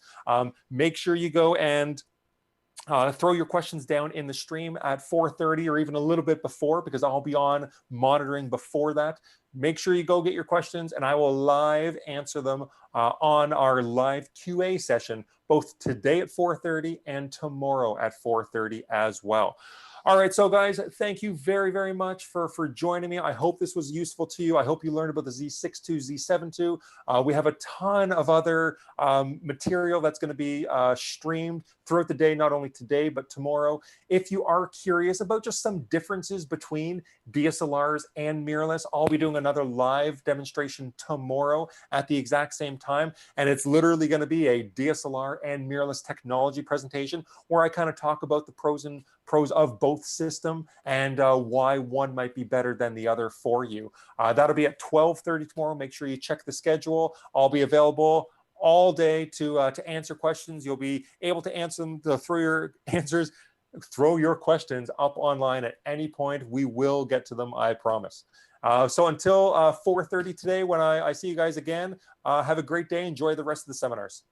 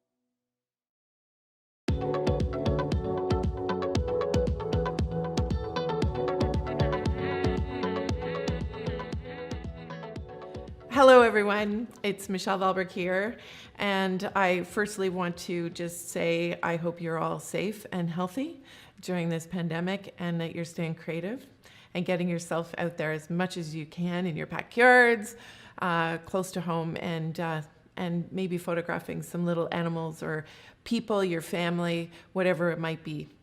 So I'm going to be talking about creating emotional impact.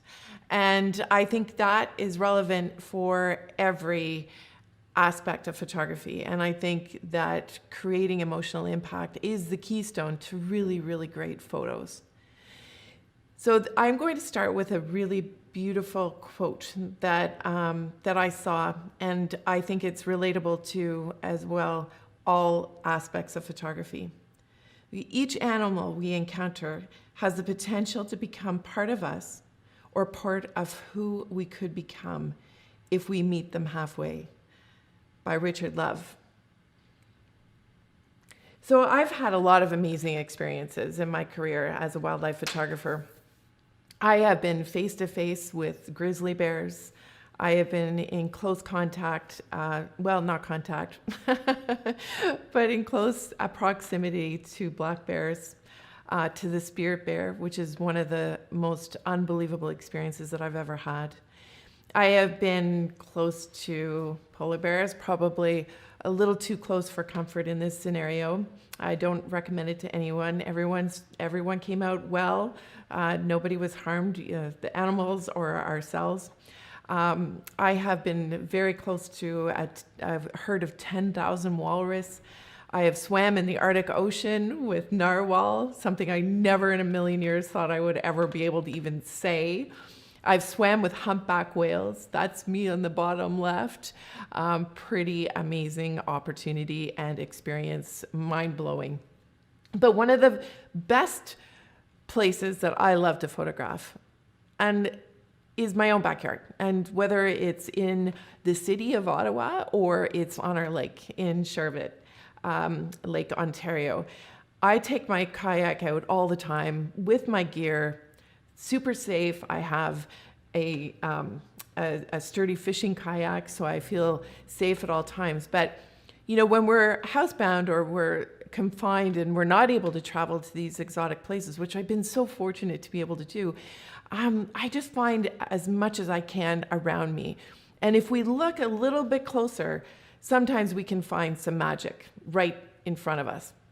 So one of the benefits of being at home and not traveling everywhere is the amount of time that I've had to explore the areas around my own backyard, around my own house.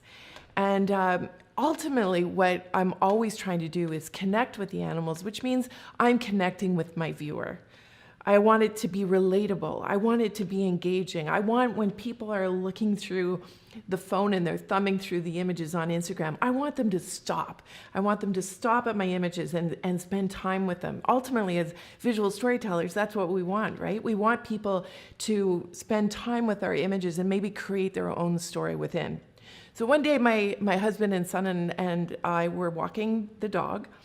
And of course, they're always on alert for me because any kind of wildlife, whether it's animals or small creatures or birds, they're always saying, "Oh, Michelle," and pointing them out. And we were walking down and my husband said, "Look, there's a fox." And it was just off of the road, not very far off of or from our house at all. And he says, "Oh, there's some kits. She has kits." And they were playing in the yard. And if you had seen me, I just bolted back home. I grabbed my Z6, I grabbed the 500 millimeter, I stuck it on the camera, and I ran back. And of course, as soon as I got there, they had disappeared. But that just made me, okay, I can go back and I can photograph them actually from the car, from the road, in a safe distance and without spooking them. And also, when you're spending time with these animals, they have to kind of get to know you a little bit. A lot of times when we're photographing people, it's kind of the same thing, you know? You just show up and you have to have that connection. Ultimately, we're always looking for that connection. So I went out that night and I went at dusk and I found the fox and they were playing. The light wasn't great. I had the 800 millimeter. I put the 2x extender on. I stayed at the car. I used the beanbag. I wasn't interfering.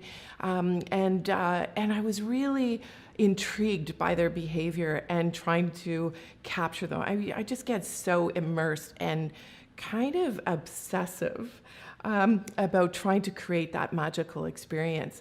And there's so much activity that goes on between these animals and the mom and the kits. And I watched her bring a mallard duck. I watched her bring a gray squirrel, a black squirrel, a red squirrel, a robin, a cardinal. Each day I went out early in the morning and late in the day, and I started to watch their behavior. And that's one of the things that if you have that time and that opportunity, spending time with the animals to watch their behavior, not just taking a photo, but creating photos and creating that story. And then waiting and anticipating for that beautiful light and making sure that you're in that opportunity, that you're taking that time to go out, getting up at 5 o'clock in the morning, getting up at those hours that you might necessarily not want to, and waiting for things to happen, and watching and waiting and anticipating. And it's amazing when you have those opportunities and you spend time. And during COVID-19, I was able to. I mean, this is something that I would have never seen in my own backyard because I was so busy going to work and doing or traveling and not in my own community. And watching the behavior and waiting for them to make a pounce and seeing how these kits were learning how to do and hunt for themselves. And then watching the behavior between the mom and the kits as well. Super fun. And just waiting for that light to magically hit her eyes, or that beautiful connection that we have between these two animals, between that mother and that kit. And it doesn't necessarily have to be, finding fox isn't exactly, I've been living in this neighborhood for a very long time. I've never seen or had this opportunity before. But even the small creatures, go out and photograph the squirrels. I couldn't believe this. This is when I was testing the D850. And my son said, "Mom, there's a squirrel and her babies in the tree." So I ran, I got my camera, came out and just waited for her to be comfortable enough with me. And then she ran up on the deck and then showed herself to me, very curious, obviously, with the little one behind. And what I loved most about this photo, I think, is that I never knew that squirrels breastfed. So anyway, it's kind of funny. Anyway, so you never know what you're gonna see in your own backyard. When I'm on the lake and I'm in my kayak, what I love about the new 500 millimeter PF is that it is so light and so easy to navigate. And I know I'm taking a risk going out in my kayak, but I don't go out when it's wavy or inclement. I might go out when it's raining, but I certainly don't go out when there's a massive amount of waves or whitecaps. And oftentimes I will get up at the ungodly hour of 4:30 in the morning or 5 o'clock in the morning and get out there on my kayak and discover new behavior, new animals that I've never even seen on the lake before. And the most unbelievable opportunity that I think I have on the lake is to actually see the loon chicks and to see them from their first day and then their behavior on the mom's back. But this takes time. Like, there's so many images that I've taken in order to achieve these images. And, you know, it's so important to constantly, you know, continue your craft and to go out there all the time and create as much as you possibly can. With digital, it's so easy now. Imagine with film, we had to be very calculated. We had 12 exposures, 24, 36. We had to be calculated and really know our cameras. Now we have the opportunity to see our exposure, especially with the mirrorless, right in front of us. And when that light is changing first thing in the morning, you're able to see how it's working with your subject. So again, it's the connection. I'm on connection. I'm talking about this relating, and I think all of us, it's like this swan is relating to its cygnets and protecting them. And that's what I'm always trying to achieve. And looking at ways that they're interacting with each other, looking at different angles, being low to the ground. I'm always going low as much as I can. With a flip screen on the new mirrorless or the D850 or 750, it's so amazing to be able to go low, be able to take that flip screen out and really get intimate with the animals. Sometimes it's the unlikely pairing of that you're not expecting to see, like a bee and a butterfly. The painted butterfly was saying to the bee, not a chance. This is what I'm saying to myself. What other people might do is spend time with that image and create their own story. And ultimately, for me, that's what I want my viewers to do. Sometimes it's that unlikely pairing that is kind of cool as well. I found this the other day. I went to Africa in February, very fortunate to be able to have this experience before COVID hit and to be safe and to have traveled and to have had this experience. My family came with me, a wonderful group with us. And I haven't even been able to get through a lot of my images, but I found this one the other day and I posted it just like, hey, checking in on you, you know, and making sure everybody's doing okay at this time. Again, it's that connection between a mom and its baby, and that touch. You know, the way that the hand is sitting on the head, just like this colobus monkey as well with its baby, high up in the trees. Very difficult lighting, especially with a dark, a black and the whites. But you know, it's that hand on the baby's head that just really pulls it together, and that she's looking off, like protection. We ultimately always want to be protected. We are humans. I mean, this is what we want. We want that protection. We want to feel loved. For the first time, I saw the giraffes necking, the power and the glory of seeing this interaction between these two males. This younger one was just hammering the bigger one, and I had never seen this behavior before, so it was so incredibly special. And what I did with this one is I actually did video in slow motion because I wanted to see that power.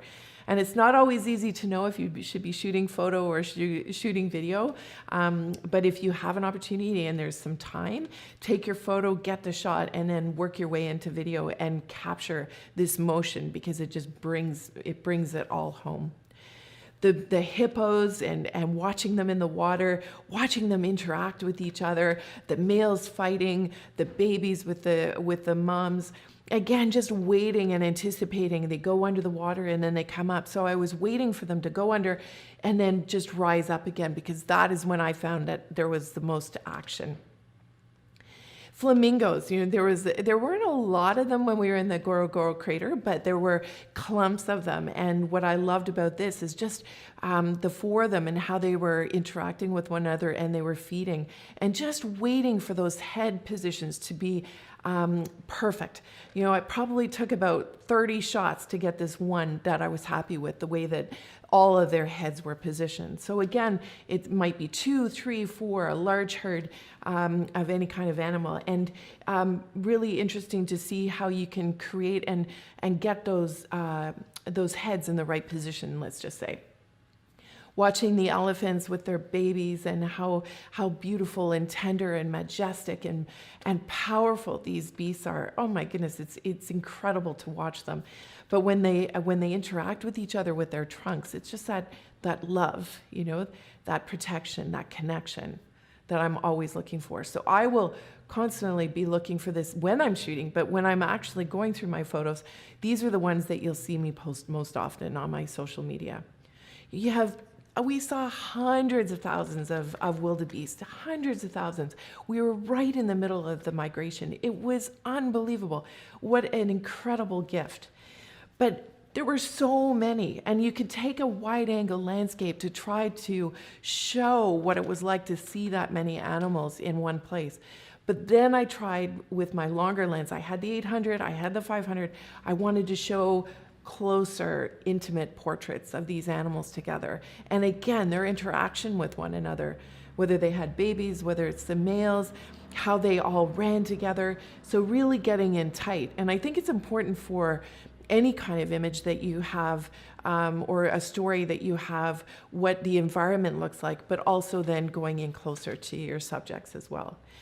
And this one, it's a connection between an animal and people. And it was when we arrived in Uganda and saw a bird stopped, and then our guide said, "There's a hippo." And we looked to our left, and there was a hippo off the road in the bush eating grass during the day, in the midday.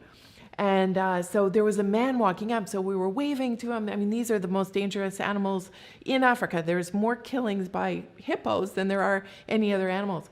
And he was massive.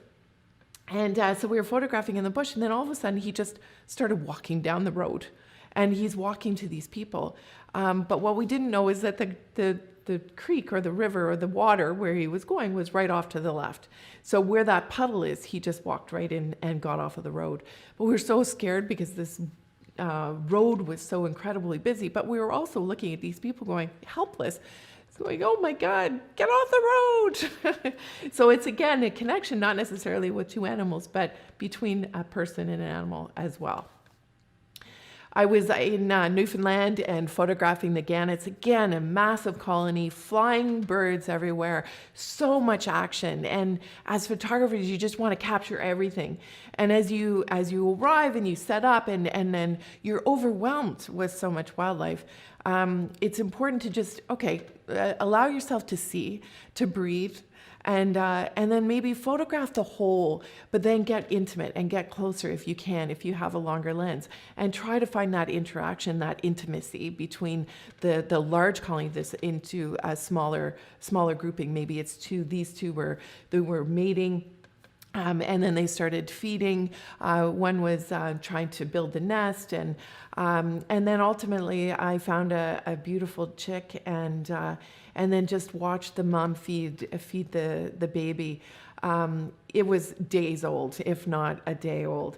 But again, I had to really look and really pay attention to the surroundings, to the behavior, and really look. And I also, to stay a distance, I needed a long lens. So I was shooting with the 800mm, which is absolutely fantastic and a treat. But again, you need to have access, but 2 times extenders, 1.4 extenders if you have a 300 or a 70 to 200 to get a little bit closer. You might want to try using some extenders if you don't have access to the longer lens as well. On Sable Island, an amazing experience with Adventure Canada a number of years ago. And wow, to see wild horses in our own country on this secluded island in the middle of the Atlantic Ocean, not far off of the coast of Nova Scotia. To see these animals in the wild, again, trying to find more than just one, but that interaction, that beauty, that connection.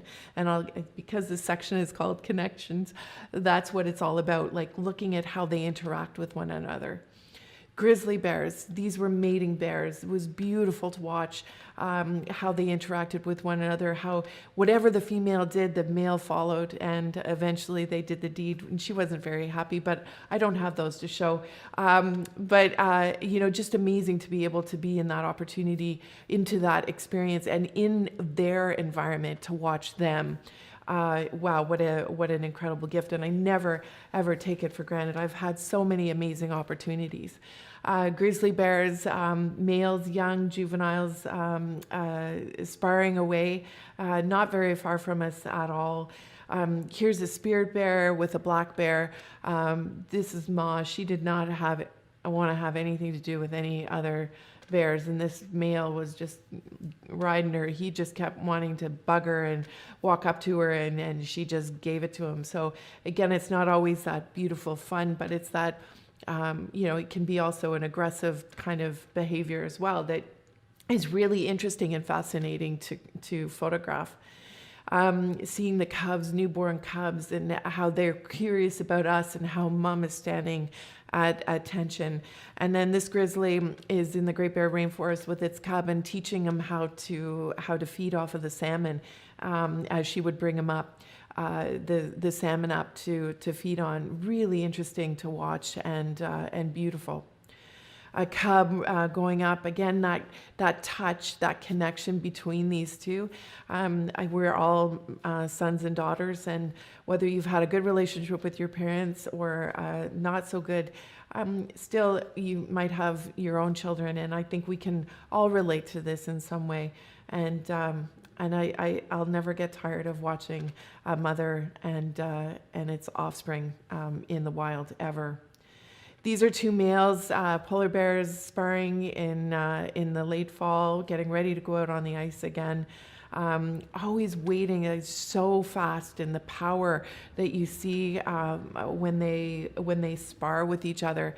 And it wasn't until somebody said, "Watch how they mouth," and the creation of how the mouths connect with one another. And it wasn't until they said that then that's when I started to anticipate and wait for that exact moment. It takes a lot of photos to get to this, but I finally did achieve it. Again, another unlikely pairing. This Arctic fox walked right up to this polar bear who was sleeping in his kelp bed. Any kind of movement for these polar bears at this time of year has to be worth it. They are conserving as much energy as they can so they can go out on the ice and hunt again. And as they wait, they oftentimes will lie in their kelp bed. And this little Arctic fox walked right up to it, had a giant poop right in front of it, and then ran away. So it's just sometimes we need the story behind the photo to make a little bit more, or to have it achieve a little bit more impact. But kind of funny when you see these two unlikely characters, even though they spent a lot of time together in the Arctic, but just being able to capture them together was really, really cool for me. So now I'm going to talk about the expression and the eye to eye and leaving an impression. I mean, honestly, right, when we're taking portraits, most times I'm taking portraits of people looking at me. Same thing for animals. I want them to be looking at me. I love it when they're not, but I absolutely love it more when I can get that eye-to-eye contact. Sometimes when it's a polar bear looking at you directly from a different angle, upside down, a little bit intimidating, but kind of neat, and a different kind of shot as well. And that's one thing as photographers, that there's so much imagery that we're exposed to now on the internet, and I'm always looking at ways to photograph animals differently or find that behavior that I haven't seen before. So really important as photographers that we're searching to be different all the time from everybody else and create your own style. A black bear staring directly at me, kind of intimidating, coming up from feeding from a fish. Here's a grizzly bear in the Yukon, again, fishing, but just very curious. They're always keeping their eyes on us as well. So waiting, anticipating, again, I'm going to use those words over and over again. But as wildlife photographers, that's what we need to do. Here's a coastal wolf. I was able to go to Africa, go to Tanzania, then Uganda, and then I was able to go to Vancouver Island before coming home to all the world being changed to COVID. So very, very fortunate. This wolf ran away from its pack directly across from us and started howling at us for a good minute. Stared right at us, and it was incredible. I chose the howling photo for this presentation just because I'll never forget what it was like to hear that that wolf howl directly at us for that time in their environment. It was overwhelmingly beautiful. I went out and I photographed red-winged blackbirds in the morning, early morning, and hearing their song, this sign of spring coming back.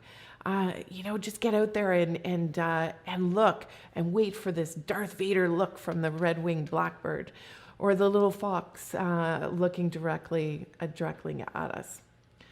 A leopard looking at us, with the intensity of the eyes. And here's the lion that we had to wait for because he was sleeping, just waiting for him to lift up that beautiful head and look directly at us. It was incredible. A chimp, again, just having this opportunity to see them in their environment. So grateful. This was just in Uganda a few months ago. So I would like to show you a video of some eye-to-eye images that I've done, and perhaps you can get connected to the animals that I've been fortunate enough to see.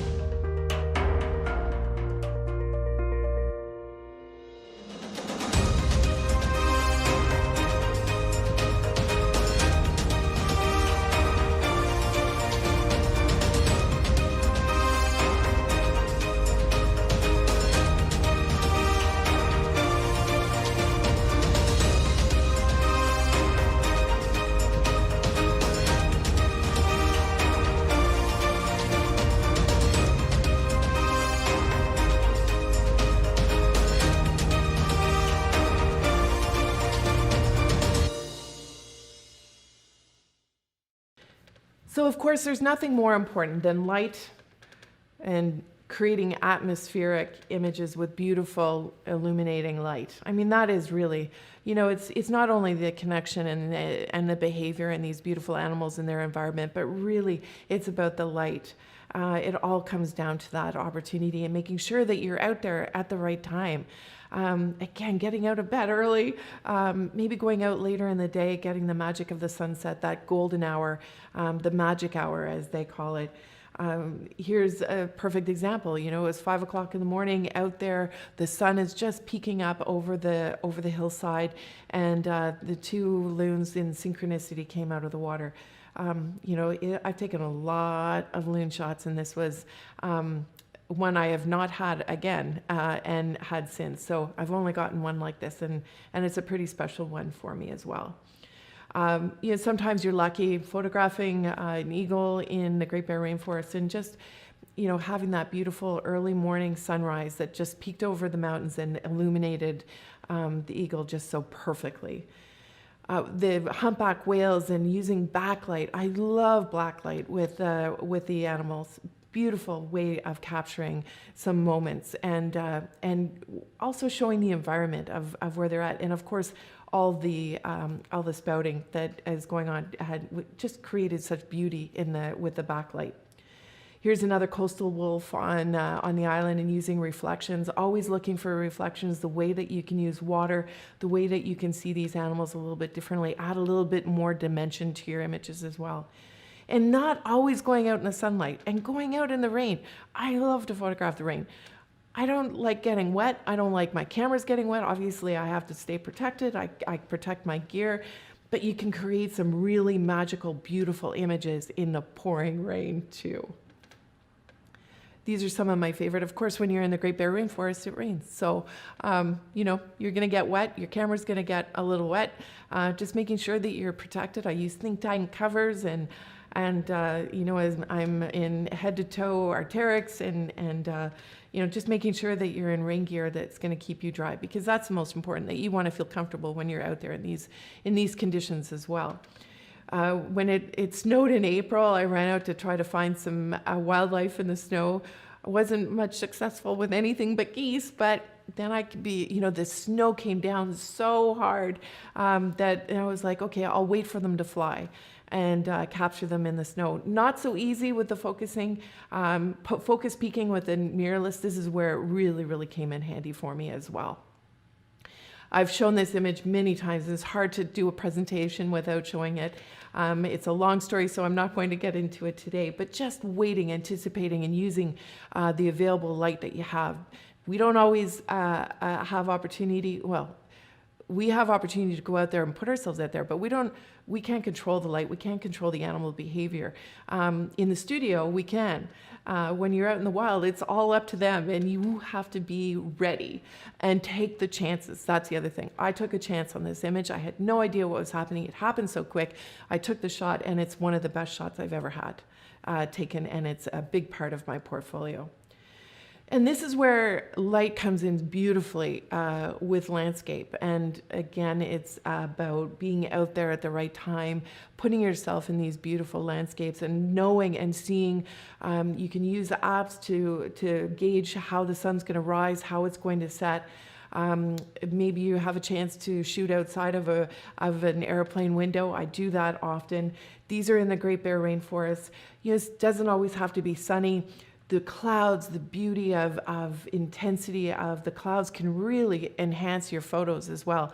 So I go out oftentimes when it's cloudy and I try to find these beautiful images that you can really create with the clouds that add a whole different dimension to your imagery as well. And again, looking for those reflections and using those reflections to really enhance your images. Or the light. Imagine this beautiful light coming through the trees in the Great Bear Rainforest. It was incredible. And the streaks.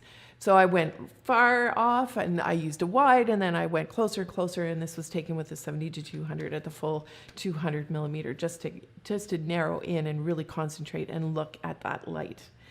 A cottage evening, we were out on the deck. Oh my goodness, it was incredible. Ran upstairs, got my camera. I mean, this was just a completely magical scene. This is my paradise. I'm very, very fortunate and lucky to have a cottage with my family on Sherbet Lake, and I never take it for granted, that's for sure. And I never stop taking photos just because I see it so often. I go and I try to create differently every time that I'm out there. Looking at the way that light is hitting the icebergs, I've photographed a lot in the Arctic. This is one of my scenes. Imagine putting yourself there. And that's one of the things you want to do as well, is that you want to give your viewers an opportunity to say, hey, I want to be there. You want to place them there. You want them to imagine what it's like to be in that scenario, in that scene, in that beauty. These were images that I found. You know, one of the things about being at home, I've been able to go through stock imagery that I've had in my hard drives that I haven't been able to access before, because I'm always running to the next. I'm always running to the next travel opportunity. So it's great to be able to go through your images and with a new eye. And this was from a number of years ago up in Kikatarjoak that I went with my husband in April. And we were able to, you know, run around the ice on a skidoo and be amongst these towering, beautifully colored, beautifully lit icebergs that were there. So another aspect is the fun, the joy, the happiness that you can bring people with your wildlife images, whether it's your pet, whether it's your animal, or with people. Sometimes that helps as well. But provide fun and interesting images that people can smile. There's nothing better than putting a smile on someone's face, right? Watching the interaction, waiting for the behavior. Again, these are all intimate portraits that I took that I waited and I watched and I had the time, which was very important and I'm very grateful for. And then once I saw that these puffins were all jumping off at the same time, then I waited for a cluster of them to go at the exact same time. And this just makes me smile, this image. I had little prairie dogs having a little conversation with each other in Grasslands National Park, or even turkeys in just a road not far away from my home, and saw them fanning and interesting behavior I had never seen before, and pretty cool to get them in a line, all walking directly to that female. They were all going for the same female. Seals in the Great Bear. I thought they were logs at first. I didn't even know they weren't moving. Again, I love, and it's that eye-to-eye contact that you're seeing here, but it's also their glances, and that have 8 eyes on me at the same time. There was one where one of them were looking off, and so really neat that they're all looking. So I'm constantly looking and trying to photograph that as well. Maybe it's a fox in the middle of a hunt, or a polar bears. They're always fun to photograph and to see their behavior. They never, from their majestic, beautiful look to how they clean themselves and how they interact with one another, maybe what they do to stay amused while they're waiting for the ice to come in. Having snoozes and looking at you, and it makes me smile. And I think when we can connect with that, that's where you're going to attract more of your viewers, and you're going to get better at your image storytelling. That's my goal. This is kind of how I feel. I think they're calling it the COVID-15, or maybe it's after a big turkey dinner. Again, and that tongue coming out of the hippo as well as it's just big fat belly lying on the ground. I think we can all relate to this in one way or another. Not that I'm calling anyone porky or anything like that, but anyway, it's kind of how I'm feeling right now during COVID. So ultimately, if you have a cell phone, if you have whatever means you have, we are all visual storytellers. What a gift to be able to share this world with everybody, whether it's your family, your friends, what you made for dinner, whatever it is. Tell a story with your images. And that's what I've been trying to really focus on now, is that it's not just that one image, but it's a series of images, because we have storytelling through our stories on Instagram and Facebook, and you can share more than one image. And it's always hard to find that one image that might stand out more than the others, but storytell with your images as well, and create a series so people can start to really understand and see what it was like to achieve that final result. These were 2 cubs in the Great Bear Rainforest, very curious. I was on the river's edge. He came right up to me. Of course, I have my 800, 500, and the 70 to 200. This was taken with the 70 to 200. We were so close. Very, very curious. Wonderful to watch this pair of cubs in the Great Bear Rainforest interact with each other. And one of them was definitely stronger than the other, and he was a little bugger. We were calling him Bandit, because every time his mom caught a fish, he swooped in to catch it and take it away from her, and wouldn't let his sibling have it at all. So it was really cool to watch this behavior, and I created a story around it, showing how cute it is, and then how he just kept stealing and stealing and stealing the fish away from its mother, wouldn't let her have it. And then finally she just looked at him and just gave a big, huge growl. But ultimately, I think this is my favorite image from the series, is the way that he was holding on to that fish, and he wasn't letting mom or his sibling anywhere near it. And it's just one of those fun, interesting shots that I love from the series. And then we had Spirit Bear Boss, oh my goodness, in his environment, fishing. He was so incredible to watch, and he was very comfortable with us, spent a lot of time around us fishing, going after the salmon. And in fact, he started to fish off the bottom of the water, bottom of the river, for salmon roe. So he would stick his head underneath the water and come up and shake. And fortunately, when he did it the first time, unfortunately, I wasn't ready. But fortunately, he did a couple more times. So this series, he was looking directly at us, right in front of us. I had the 70-200. He'd stick his head underneath. He would eat the salmon, lift his head up, and then shake. And just waiting for that perfect moment. I had a longer lens on, and then I switched off to the 70-200 again. And this is the one that I absolutely love, and I take away from that whole scene. And I fired off with quite a number of frames just to get the head position right. But because of the dark background, the spray illuminated, and everything came together. And you know, we all wait and anticipate for these moments or these magic images that can define us. And this is definitely one, like the walrus for me, that I came away with from our trip to the Great Bear that really made a difference. Okay, so now I want to show you a little video that I did. And, you know, I already spoke about when we take photos, when we take video. And I think if you're trying to tell a story, it's really important to be able to show it with movement as well. It helps a lot. And I encourage all of you, if you haven't tried your video capability on your cameras, whether you're shooting DSLR or mirrorless, to try shooting video. It really helps tell your story. So here's a little video that I did for the Great Bear Rainforest, and I hope you enjoy it. It gives you a little bit more in the feel, I think.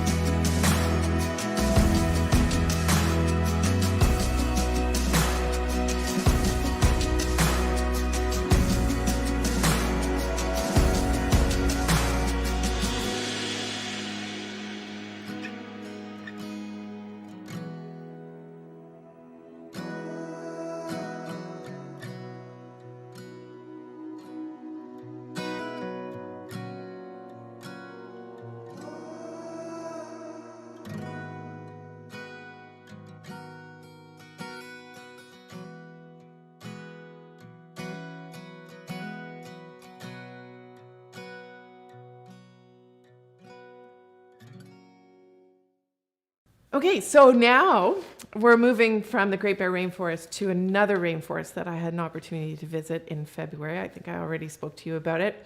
I was able to go to the Uganda rainforest and visit the gorillas, which, if you've heard me speak at Contact or ProFusion, oftentimes I get asked, where is somewhere that you want to go that you haven't been to before? And before February, I always said Uganda and the gorillas and the chimps. So I was blessed to be able to have that opportunity. And it was one of the most amazing experiences I've ever had. It was also one of the most challenging as well. I suffer from altitude sickness. I never get seasickness, so I can be on the water forever and ever, but I get altitude sickness, and I suffered from it badly. So I was really quite ill from that. I also, it was very, very hot, and it was incredibly challenging walking in the mountains when you're not feeling well, I have to say. It was one of the craziest things I've ever done. So we had, our first day we had to walk 3 hours, which wasn't too bad, I guess. There's some people that have had longer hikes than that. But what was challenging the most was not only the altitude sickness, but it was when we reached the gorillas, it started to torrential downpour with a thunderstorm. So I hadn't taken my camera out of the knapsack yet. That was on my porter. Thank God I had my porters. Oh my goodness, thank God they were there. And fortunately, I had my friend Chris who helped me. I had a cape around my backpack that was on his back. I had taken off my lens cover. Never do that because it wasn't raining. Always be ready. I paid for it because now I had to get my camera out of the backpack, put on my lens cover in the torrential downpour, and I only had an hour with the gorillas. Our team, our group only had an hour. It had already started, so countdown was on. So fortunately, Chris held the rain cape over top of the backpack, and I was able to get out my camera, put on the lens cover, because it was just, I mean, it was torrential downpour.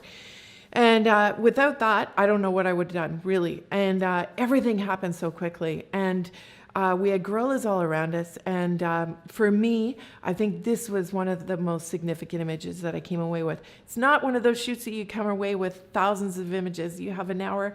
It has to be very intricate. It was very dark, so I had to up my ISO to about 4,000. I tried to stay below it.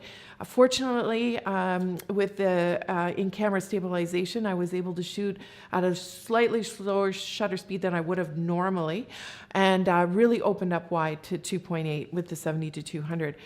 Really, everything happened so quickly, and fortunately, I think because I have so much experience in my pocket, like over 30 years, it really helped me in this situation. But this, for me, it was one of the most significant. Just that eye and that connection that I had to these animals. It was not only a really great photo opportunity, but it was a really great human opportunity. What a gift to be able to see these mountain girls in their environment.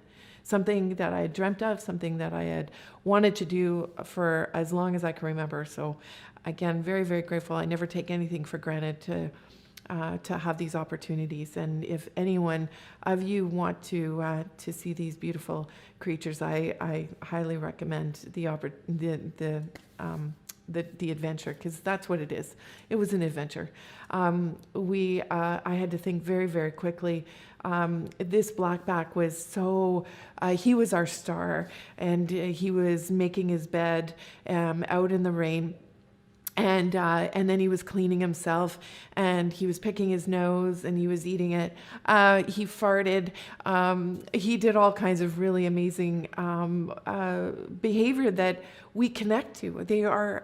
We are them. I mean, it was 98% shared DNA with these animals. It might be more. I'm sorry that I'm not entirely sure of the exact number, but yeah, their hands, the behavior, wow, it was incredible to watch, to see these little babies with their moms and how she would care for them, sitting there just like we do with our own children, showing us and teeth and almost like smiling and yawning. And one of the things that happened that was pretty incredible.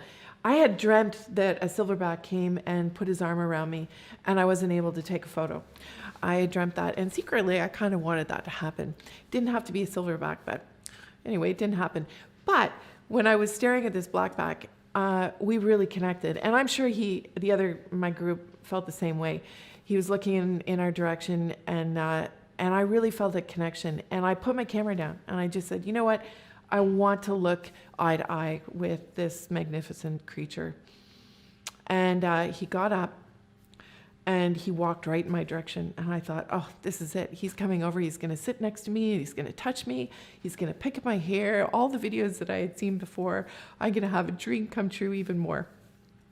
Well, he walked right past me, and this is what happened. This was taken on his cell phone by a friend of mine that was with us.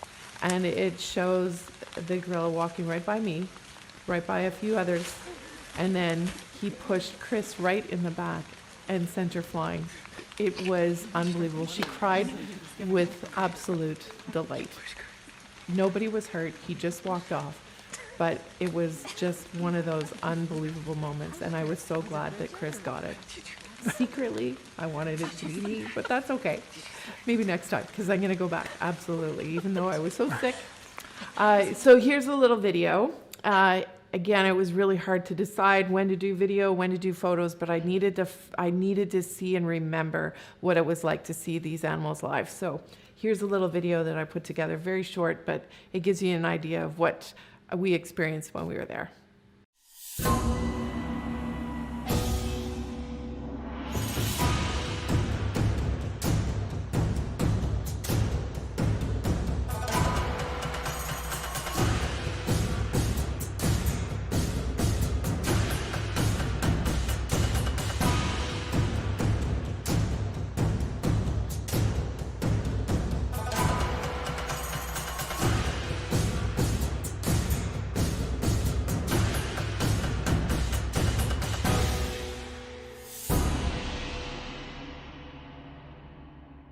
So I'm heading into our last section of my presentation, creating emotional impact. And this time I'm focusing on people. And I have been a portrait photographer since the very beginning. As much as I love wildlife, I love taking pictures of people. And when I came back from Vancouver Island, I was self-isolating for about 5 weeks, and I just felt compelled to go downtown and photograph the streets, the emptiness, and the history that was happening right before our eyes during COVID-19. So I went down and I was walking along and absolutely devastated to look in the windows and see all the signs closed, imagining all these businesses that are empty. And likewise, business person not having an opportunity to work, and trying to stay creative, but also knowing that, we don't know what's ahead. We don't know what the future is. And I really wanted to document that. And fortuitously, I ran into a friend of mine. And she was out walking her dog, and she has a store on Sussex, right in the Byward Market. And I had been thinking about her when I was looking into the storefronts that I was seeing. And we looked at each other, and really we just were high. It wasn't the embrace, it was staying our distance. She had a mask on. And it was this raw, beautiful conversation that we shared about what we were experiencing, about the future of business, about the future of our planet. It was tearful, it was raw. And I asked her right then, can I take your photo? So I sat her down in front of her store, and I took this rather sombering photo of Mandy Goswich. She's not this at all. I mean, she's vibrant and fun and beautiful and out there and so incredibly vibrant all the time. And to see her like this, it really had an impact. So that night I was talking to my husband, I was telling him about it, and we were talking about how they are now responding to calls as firefighters. My husband's a fire chief. And he was talking about how different it was for them, and that they were conserving N95 masks because they were keeping them, they didn't want to use them, so the hospitals had some supply. So he was telling me how they were dressing to go and photograph, oh my goodness, they're not photographing, they're going to save people. So I asked if I could go and photograph one of the firefighters in the getup, because they actually are wearing their SCBAs, so their self-contained breathing apparatus, when they go to medical calls, fully suited up. And again, this is one of those images that I took. I came back and I went, oh, this is incredible. And I decided to photograph in black and white because we are in a black and white world right now. That's the way I feel. Lots of deep, dark shadows, lots of bright highlights, and a lot of gray in between. And I know we'll see in color again. I know I will see it in color again. But for now, I wanted to photograph these people in black and white.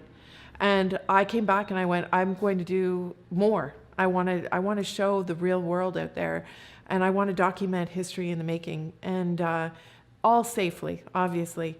And Planet Hope began, and it's been 3.5 weeks. I've done all kinds of photos of different people. I've pulled from my photo bank as well, so I haven't had to go out. And if I do go out, then I try to do as much as I can in the same area, all in a safe distance, and certainly working within all the guidelines as well.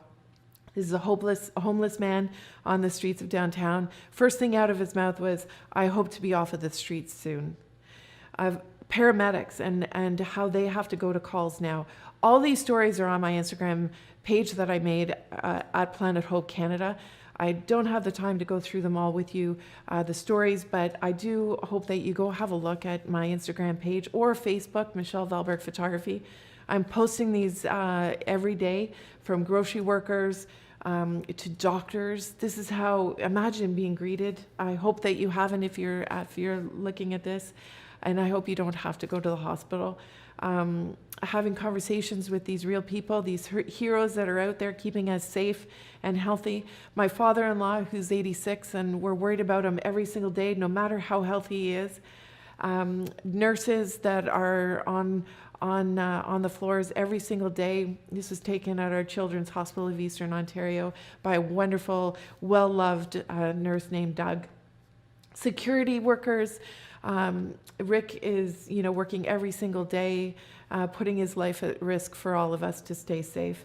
The beautiful McKenna, who's a healthcare worker, and she's also a hoop dancer. And she is and has moved out of her home to live in the residence because her mother is compromised with her immune system. So in order to keep her mother and her family safe, she's moved to the residence because they need her, she says. And she loves them, and she wants to be there to support them through this crisis. So I ask you all, if you will, if you want to know more, please go to Planet Hope Canada on Instagram or to my Facebook page. I'm also posting on Twitter and LinkedIn. It's a social media campaign.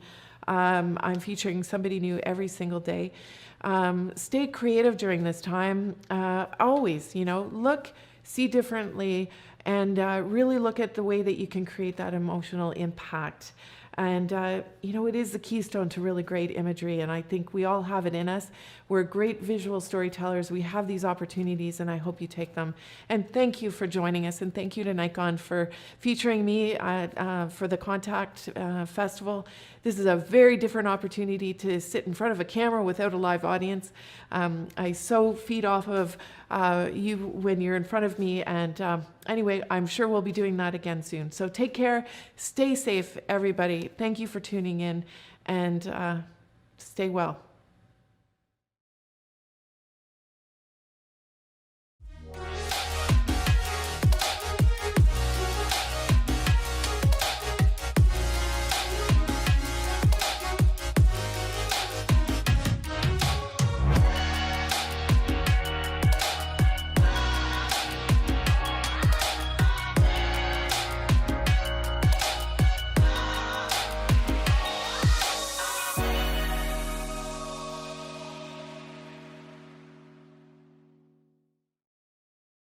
Hi everyone, my name's Sean LeBlanc, and I'm a wedding and portrait photographer from Calgary, Alberta, where I live with my beautiful wife and my 2 young, energetic boys.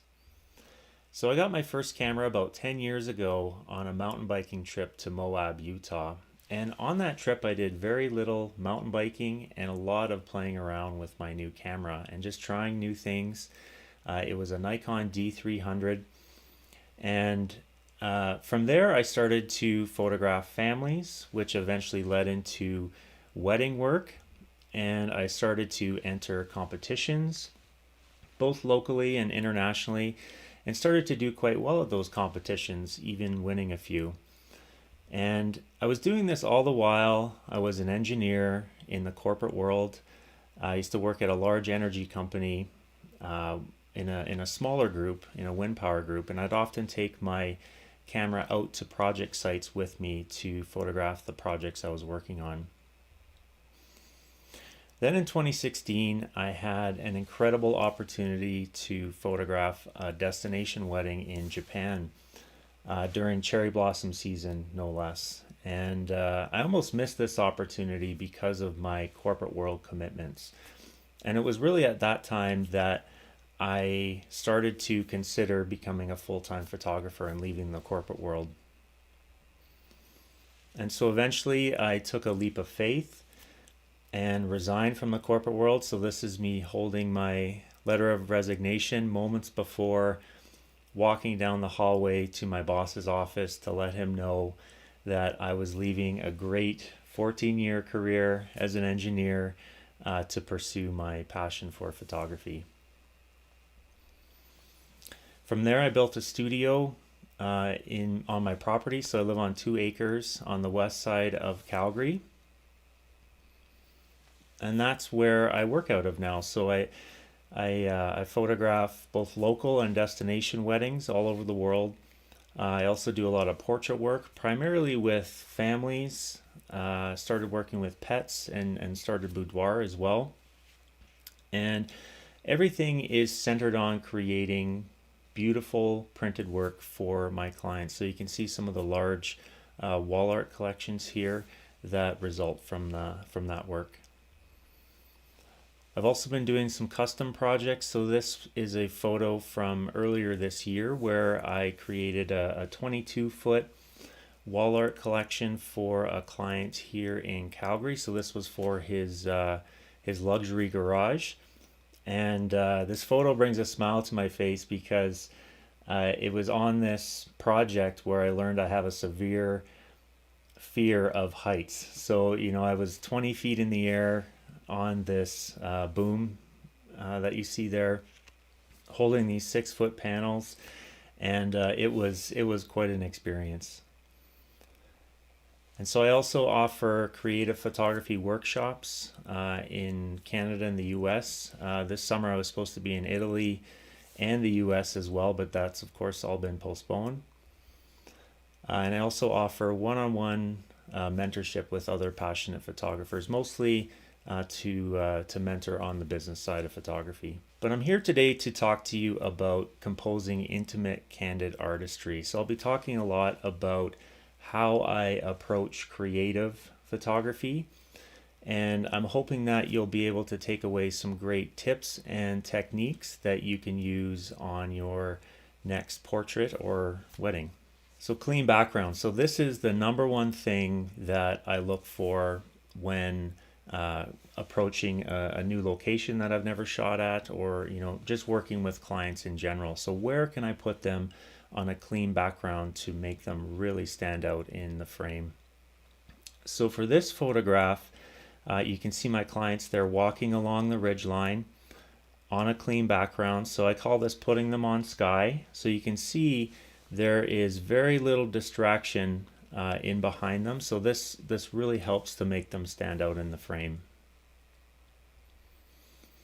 Here as well, now I'm using a longer lens, so this time the Nikon 85mm, basically shooting across the valley, and just had my clients walk down the mountainside here to find that little sliver where I could put them on sky to help them really stand out in the frame as well. With this photograph, now I'm placing my camera really low to the water and then shooting up. Again, having my clients walk along that ridge so you can see they're on that beautiful sky on a very clean background. So again, standing out in the frame. Here, I was able to find a higher vantage point.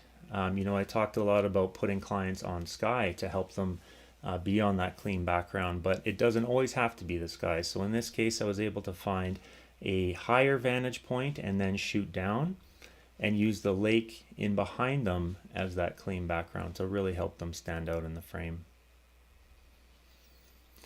So this I thought would be a really good example to show you what I'm talking about. So here I was out in the beautiful Rocky Mountains with a wonderful wedding couple here, and you can see the mountains in behind them.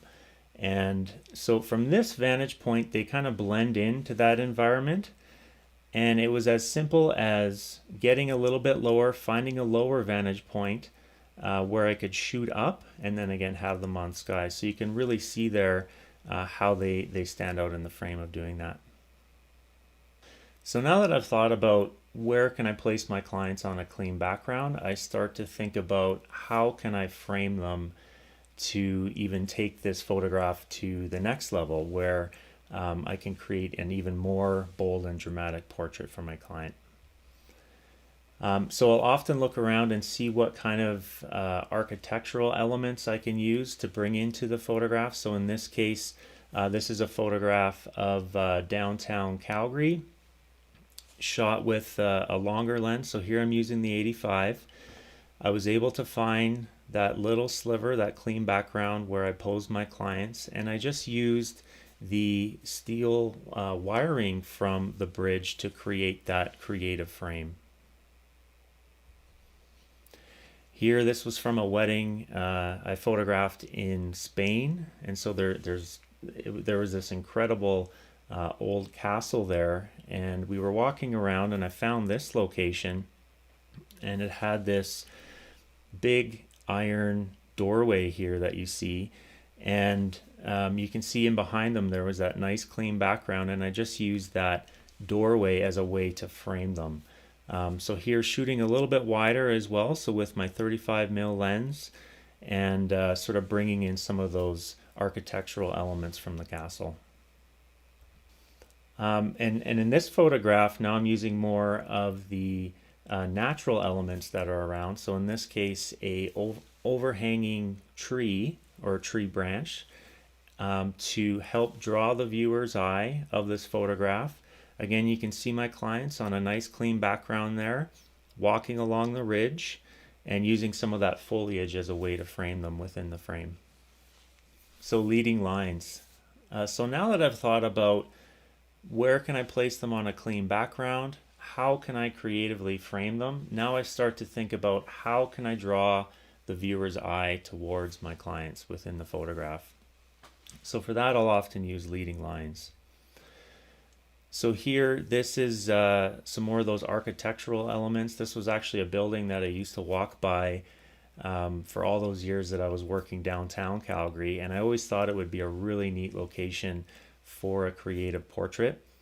And so I had the opportunity to take my clients there on their wedding day, and so again I was able to find a clean background for them and used this is actually a big vertebrae structure that they have here, and I used some of those wavy lines as a way to draw the viewer's eye in towards my clients here. The other thing about this photograph that you'll see a lot with my work, I like to use opposing primary colors. So that's the mix of this warm part that you see on the left side of the frame mixed with this very cool background. So that's just another way to create more of a dramatic look to your photograph. So you'll see that I use that technique quite often here.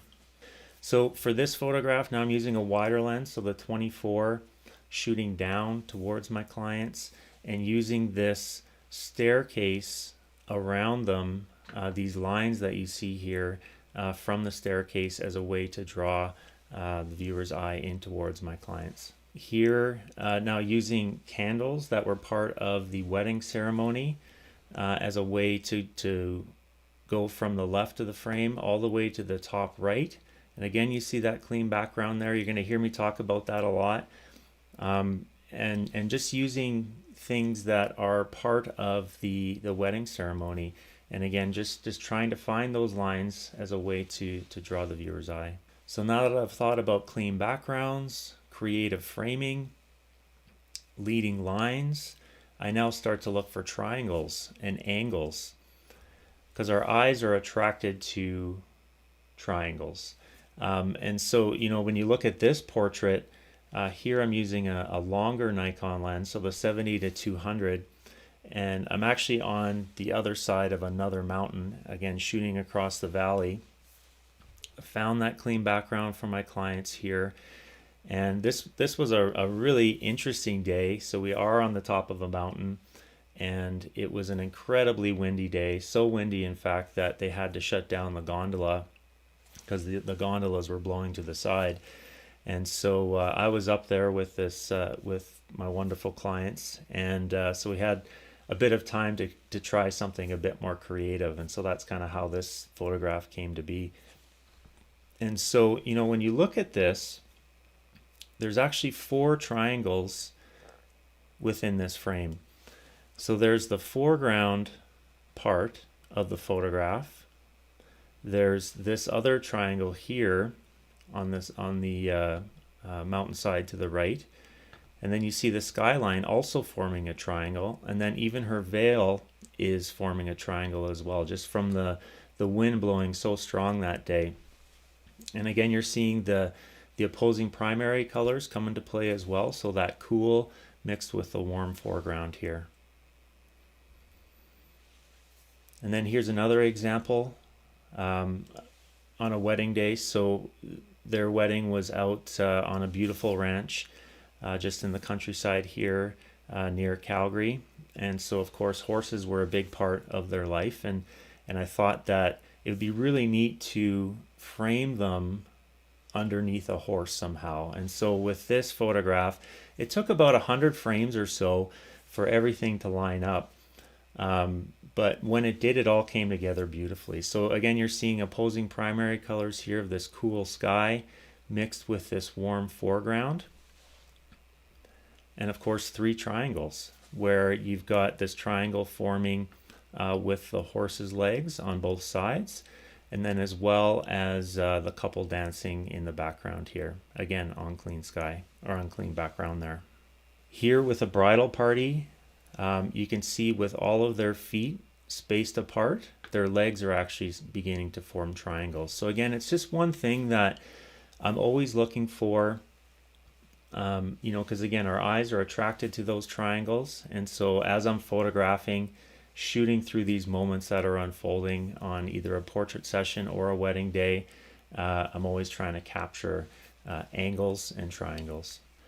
Silhouettes. So this is another technique I love to use, and they're quite easy to photograph. So you really just have to find a bright area in behind your clients and underexpose, or expose for that bright area. So in this case, I wish I had a behind the scenes photograph to show you, but this was actually in a very busy parking lot. So there's cars everywhere, and I found a picnic table. And so I had my clients simply stand on that picnic table. Of course, it was during their wedding day, so I just had them talk about how awesome the day had been. And I found a lower vantage point and then shot up from there. So again, placing my clients on that clean background. And with silhouettes, I mean, they're all about shapes. And so for a silhouette, I'll often have my clients face each other and then photograph them from the side. So that way you're getting the shapes of their faces. So you can see their noses, you can see this beautiful moment that they're having together with their smiles and their mouths open a little bit. And for one added element, I asked the bride to simply put her hands around her husband's shoulders like that, and was careful to make sure that her hands were away from his back. So again, creating that shape of the hand, and I thought it was a really nice element to this photograph. And again, opposing primary colors, where you're seeing that cool sky mixed with that warm cloud area here below them. For this photograph, I'm using a longer lens, so the beautiful Nikon 200 f2. It's one of my favorite lenses to use. It's incredibly sharp. The compression is amazing, and one that that I'll bring along with me to pretty much every session. And so for this photograph, what I did is I exposed for that bright area in behind. Again, had my clients face each other. And then my assistant took the bride's beautiful long veil and just simply threw it up into the wind. And when she did that, I took probably around 20 photos or so to catch the veil in this angle that you're seeing here. So again, going back to triangles and angles and capturing that. And so I thought everything came together beautifully for this photograph. Here, this is on a bright sunny day, and so I noticed this bright cloud that was up in the sky. And so again, just had my clients face each other, exposed for that bright sky, specifically the cloud in behind them, and was able to capture this really neat silhouette. For this photograph, I wanted to try something a little bit different. I had the bridal party with me. We're at this really neat location here in Calgary. And as we were walking, I noticed this textured background. So the sun was coming through essentially a skylight and hitting this concrete wall and creating this really neat texture that you see in behind here. And I thought it would really work well as a silhouette, and so I positioned the bridal party here. Again, everyone facing each other, so we're getting the shapes of their faces. And then I was careful that feet were apart, so again we're looking for triangles here. Of course, we have all sorts of triangles in behind this wall here as well. Had everyone facing each other. Asked the women to, or sorry, the bridesmaids to extend their arms a little bit. So again, creating the shape for the silhouette, and even had the bride extend her elbow back so that we're getting this small little triangle here as well. So this was one that I thought came together really well. Something a little bit different for the bridal party here as well.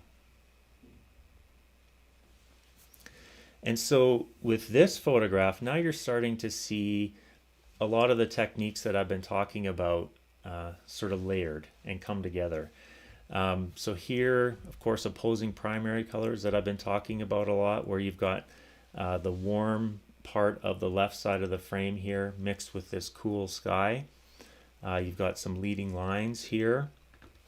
Of course, a bright area in behind my clients to create this silhouette that you see. All sorts of triangles happening here. So again, starting to layer a lot of the techniques that I've been talking about. And so this was taken at the new Calgary Library in downtown, and it's I love to shoot at that library. There's just so many interesting elements that you can bring into a creative portrait. The other thing I wanted to note here is I was using a bit of a smaller aperture, so I was at 5.6, and that was just to keep some of the detail here in the foreground as I captured this creative portrait. So often on a wedding day or a portrait session, I'm faced with a very mundane or very boring location, and I have to create something extraordinary from it.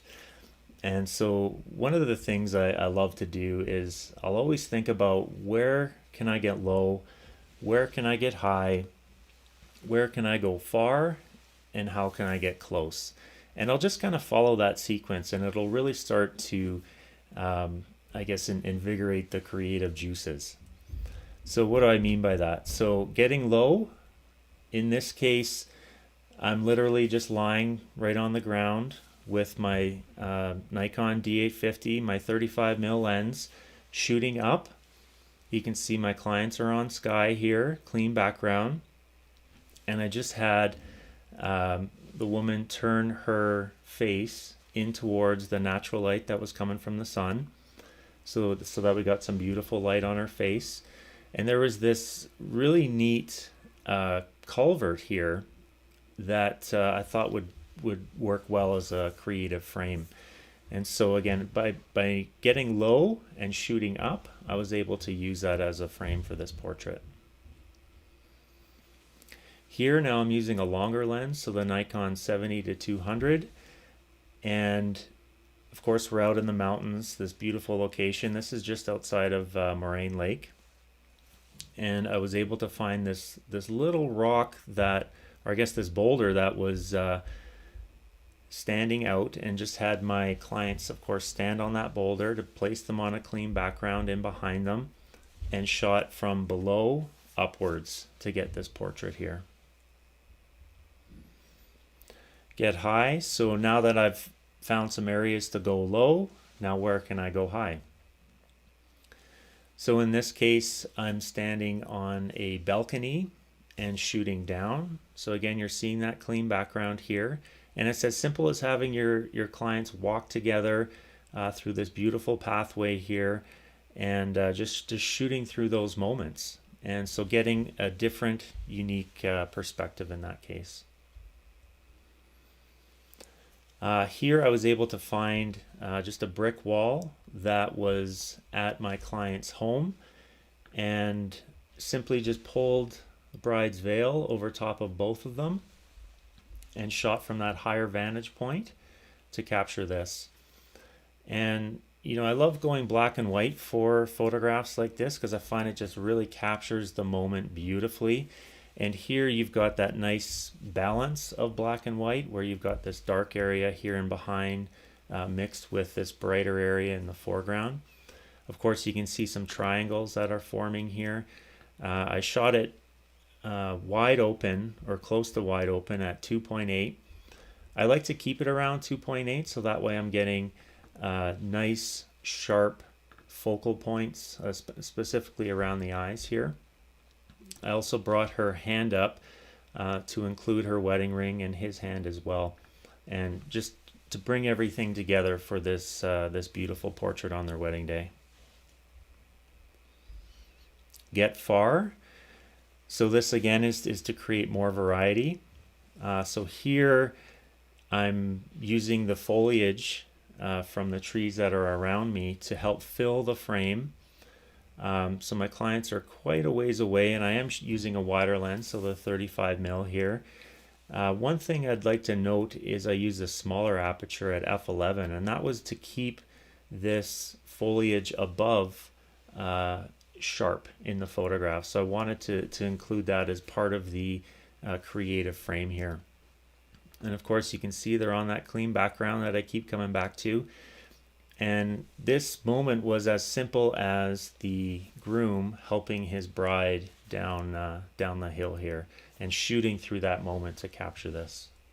So for this photograph, I wanted to try something a little bit different, something a little bit more challenging. And so I was on the top floor of Hotel Arts, which is a popular hotel here in Calgary. And as I was walking to the room where all of the bridesmaids were getting ready, I noticed this open area where you see the bride and groom walking. And I thought, wow, that would be a really neat area to place them and kind of bring in some of the city elements, you know, the surrounding elements of where they were getting married. And so I proposed this idea to the bride, and she was up for it.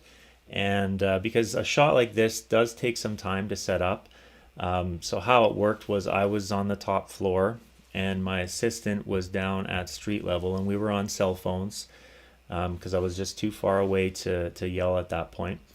And so we also had to wait for traffic to slow down so that they could then walk down the street there.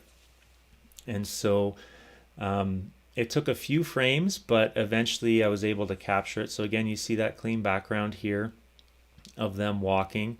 Also, I waited, I shot through the moment so that I was able to capture the bride or the groom's feet separated as well. So you can see that triangle that he's forming with his legs.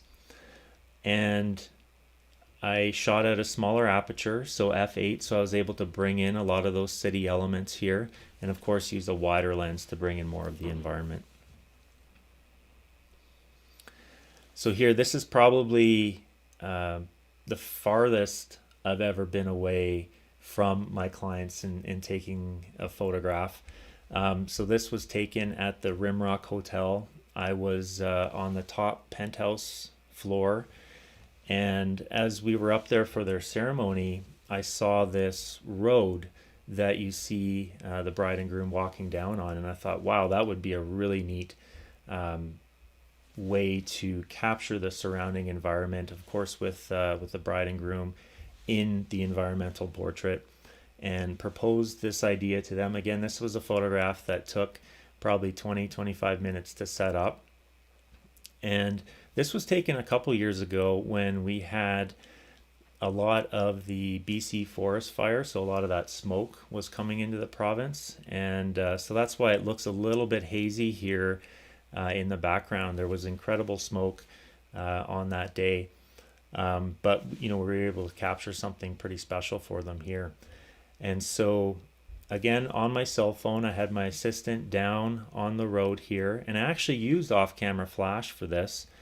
So here's a closer photo of my assistant holding an off-camera flash, so a Nikon SB5000 on full power, because we had quite a bit of ambient light there, and simply just had them walk down that path, and we were able to capture this environmental portrait for them. And then the final part is getting close. So for that, here I've got my 35 mil, and I'm really close to my clients in this case. So again, creating that variety. And this photograph, I always love to photograph couples almost kissing. I just find that there's a bit of magic in that. So for this, it's really easy to do. Of course, this is on their wedding day, so they're very excited to see each other. And as they're kissing back and forth, I'm just shooting through those moments. And this was one that I thought it worked really well as one of those almost kiss shots here. And I just had the bride slowly raise her hand up so that we could see her beautiful wedding ring.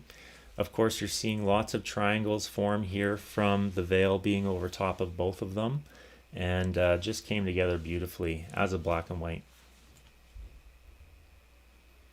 Here again, now I'm using the Nikon Macro 105. And this photograph I like to show because even though her hand is on her fiance's face, of course showing her beautiful engagement ring, but you can really see him smiling with his eyes. So you don't need to see his mouth, but you can see that he is smiling again with those eyes here. And in this case, the sun was in behind them, so it created this nice brim light on the woman here. Off-camera flash. So when I don't have natural light to work with, I will often bring in off-camera flash. And so a lot of the students that I work with, it seems that some photographers are scared to use off-camera flash. So I wanted to think about how I could talk about this and make it as simple as possible to understand. And so whenever I'm using off-camera flash, these are essentially the steps that I follow here. So first of all, I shoot manual. My camera's in manual. My flashes are in manual. So if you're not shooting in manual now, just practice and get used to shooting that way. It'll just open up your creative photography. Second, I'll think about composition, so using some of those techniques that I've already discussed earlier on. The next is I will expose for ambient light, so I'll think about ISO. So if it's a bright day outside, I only need to be at ISO 100, whereas if it's a very dark room, I'll be around 3200. The next part is I always make sure my shutter speed is less than 1/250th of a second. So that way I'm below the sync speed of my D850 and able to use the full power of my flash. And then I'll think about aperture. So what kind of creative effect do I want? Do I want to shoot wide open, or do I want a smaller aperture to bring in more of the foreground detail? And from there I'll underexpose the ambient by 1 to 2 stops, and then finally adjust my flash output. So I want to show you a few examples here. So for this creative portrait, this was taken at a very old hotel, and we've got this beautiful light hanging from the ceiling here. Again, you're seeing that warm light mixed with that cool background, so opposing primary colors that I've talked about. Lots of triangles within this frame, and I'm using a wider lens, so my 24mm, to bring in more of the room elements here. And I simply just had my assistant stand on top of the stairs with a flash pointing down. And so again, for that, I typically use a Nikon SB5000. And one thing I'd like to say about off-camera flash is that I always use some sort of modifier, so some way to kind of shape the light that's coming from the flash. So without this, I would of course have flash or light spilling everywhere, but this is a great way to create more of a focused stream of light coming from my flash. And so that's what you're seeing here in this portrait. So here I'm exposing for the light, bringing in my off-camera flash to balance it, and then in post-production bringing up the shadows, and then of course doing all my final edits that way. So here now I'm out in the Rocky Mountains. Again, you can see that I've underexposed for this portrait here with my client standing on this this ledge, bringing in the off-camera flash, adjusting the flash output to make sure I have beautiful light hitting them here, and then the final edit. So here I just zoomed in, and again you can see that clean background, and just so I had that beautiful light hitting them here. In this case, I'm out in Canmore, a simple moment of the groom walking his beautiful bride down the mountainside. Here I'm using a longer lens, so again the 200 f2, I mentioned that I love to use that lens. Also shot at 2.2, so pretty much wide open, and I'm always amazed by how sharp my photographs are, even shooting wide open at 2.2 with that lens. Here's a photograph of my assistant actually holding the flash to light my my clients here. And this is a behind the scenes photograph. I did a little video of it as well if you'd like to check it out on my Instagram. But here, this gives you an idea of how far away I actually was from my clients using that 200 f2. Here as well, this was in Peyto Lake, and you can see my clients are on a very dark background, clean background, and to help them really stand out in this photograph, I asked the groom to hold a flash beside them pointing up towards this umbrella, so that way it created that separation from that dark background there. Of course, you're seeing some triangles here with the mountains.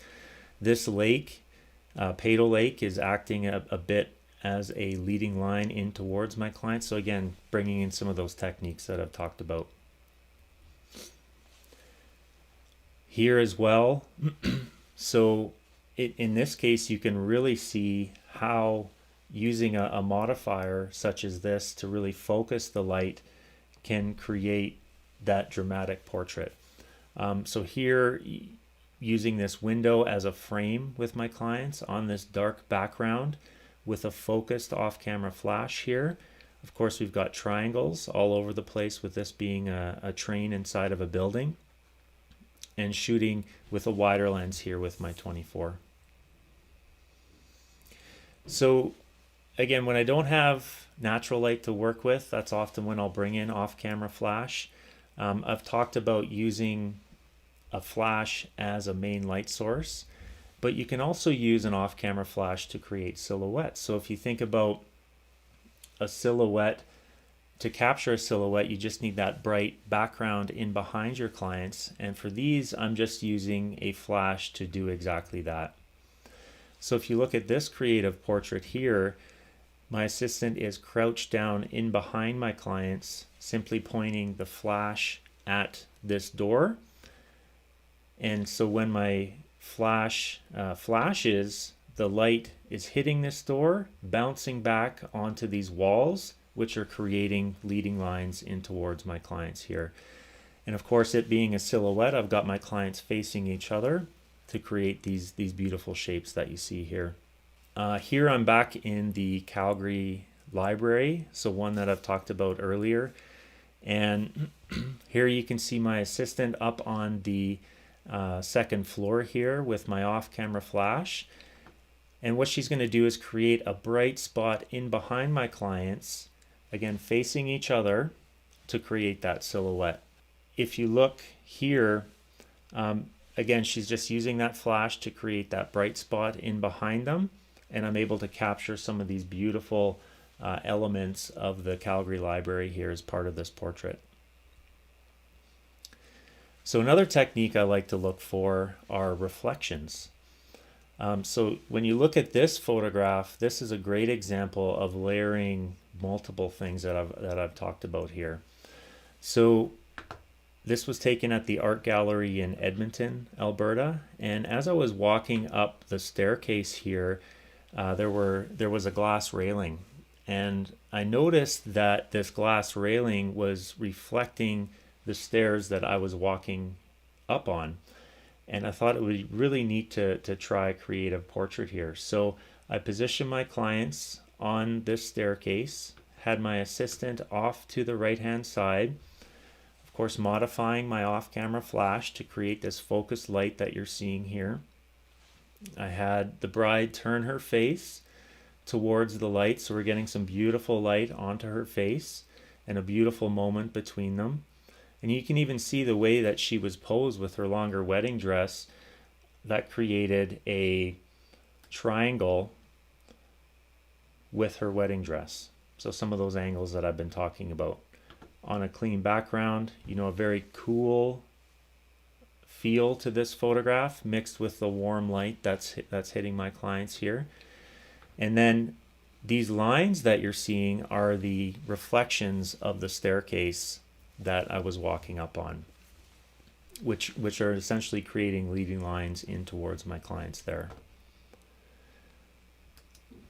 Here as well, so now I'm in a parking garage and using off-camera flash again with a modifier to focus the lights, and this simple reflection here is just my iPhone balanced under my 58mm lens to create a reflection of these ceiling lights that were coming here, that I was using as a leading line to draw the eye towards my clients. You see there's 4 of them.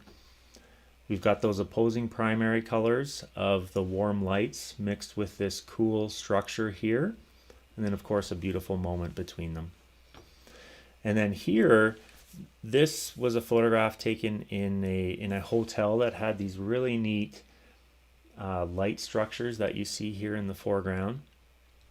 And here I'm using a very focused filter for my off-camera flash. And as I took photographs, I noticed that there were portraits hanging on the wall and that their reflection was showing up in these pictures that were hanging on the wall. And there happened to be one that had this really neat mat here that you see. And so when the light hit my couple, because it was lighting up that dark area, it was creating a reflection in that portrait. And so I just moved slightly and I was able to capture that here on the bottom. So I've already shown some examples of layering these techniques that I've been talking about, but I'm going to take it to the next level and show a way to combine even more techniques into one creative photograph. So if you look at this one, here I'm using my 58mm lens, shooting pretty much wide open at f2.4. Now this is a row of 10 wine glasses with some very strong light from above hitting those wine glasses. And so I found a little opening here between the wine glass stems. And because that light from above the wine glasses was strong and hitting them, it created these beautiful bokeh balls that you see here in the foreground. And because there was 10 rows of these wine glasses, that's why you're seeing so many of these bokeh balls. And so this was during my client's wedding reception. So in between speeches, I just went up to them and I said, hey, I've got this idea for a really neat creative portrait. Would you guys be up for it? It'll take about 5 minutes or so. And they were all over it. And so I came up and positioned them along the wall. And I had my assistant take my off-camera flash, again with a modifier on it, to create this focused bright spot in behind them on this wall here. Had my clients face each other. Again, because it's a silhouette, I want to capture those beautiful shapes, and brought the bride's hand up just to play with his chin a little bit. And so, and then everything came together. So here again, shooting through those wine glasses and using off-camera flash to create that bright spot in behind.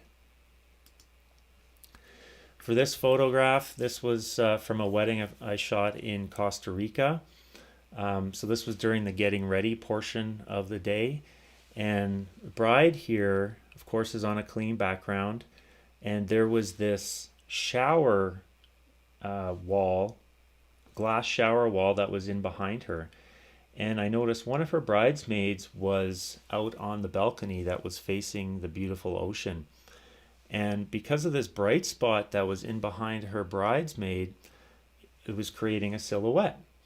And so I had my assistant hold my off-camera flash, again with a modifier on it, and just kind of shot through all of these moments. So where the makeup artist was applying makeup, and I wanted to get it such that there was some space in between her hand with the brush, and just capture a beautiful moment there.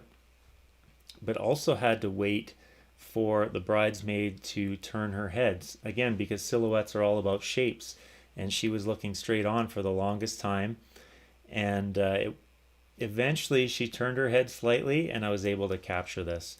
And so you see I'm combining off-camera flash with a silhouette with opposing primary colors of that cool sky mixed with the warm wall that you see here.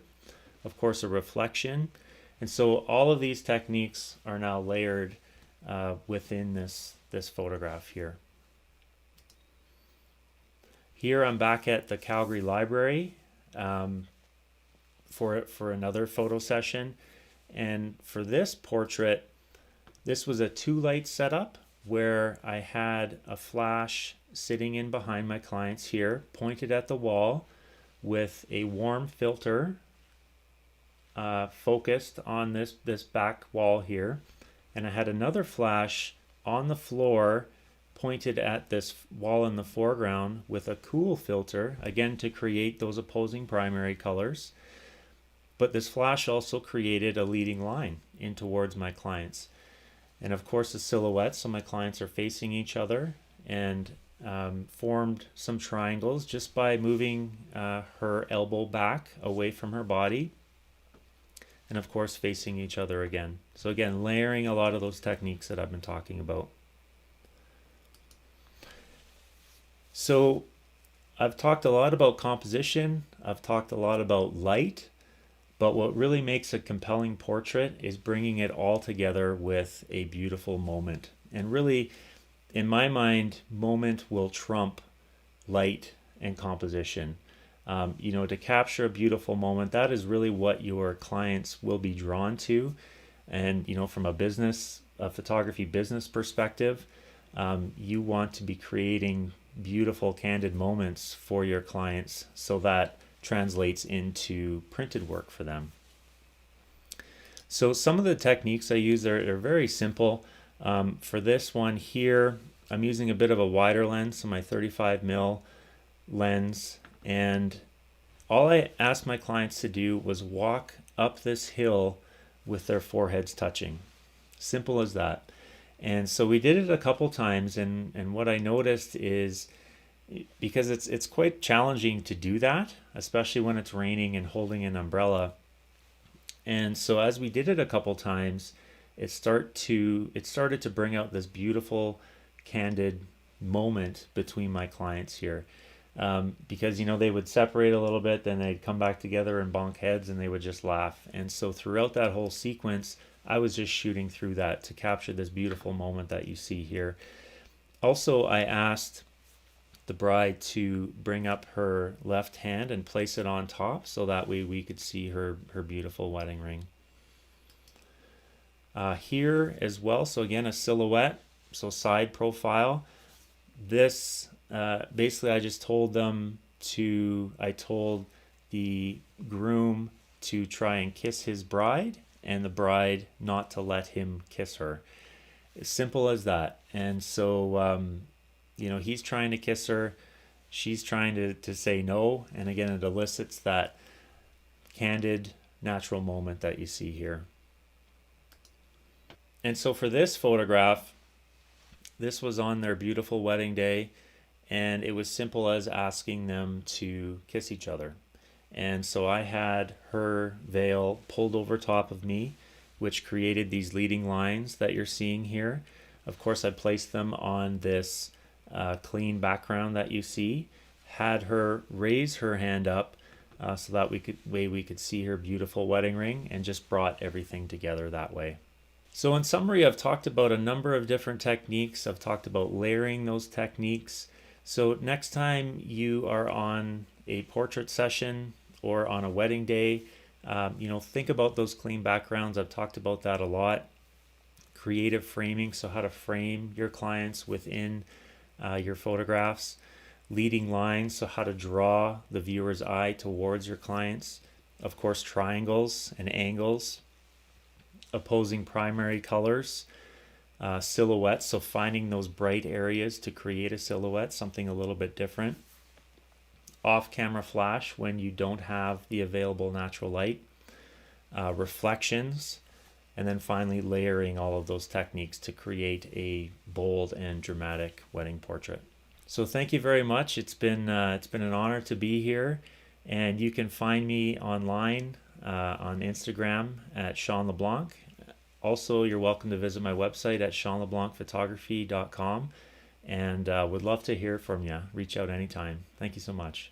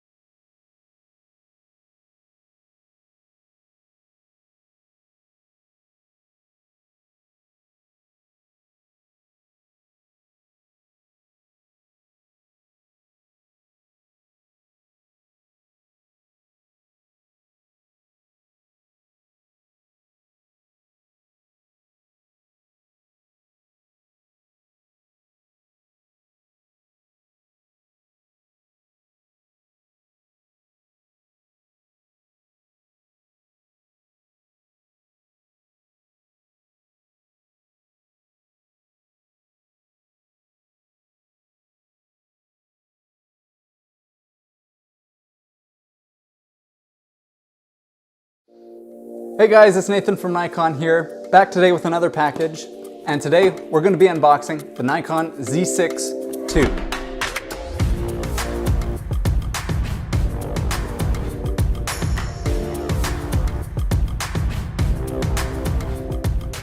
So the Z6 II and the Z7 II are, as the name suggests, the second iteration to the well-loved Z6 and Z7 mirrorless cameras from Nikon. The Z6 II is scheduled to launch on November 5th, and the Z7 II is scheduled to launch on December 10th, 2020.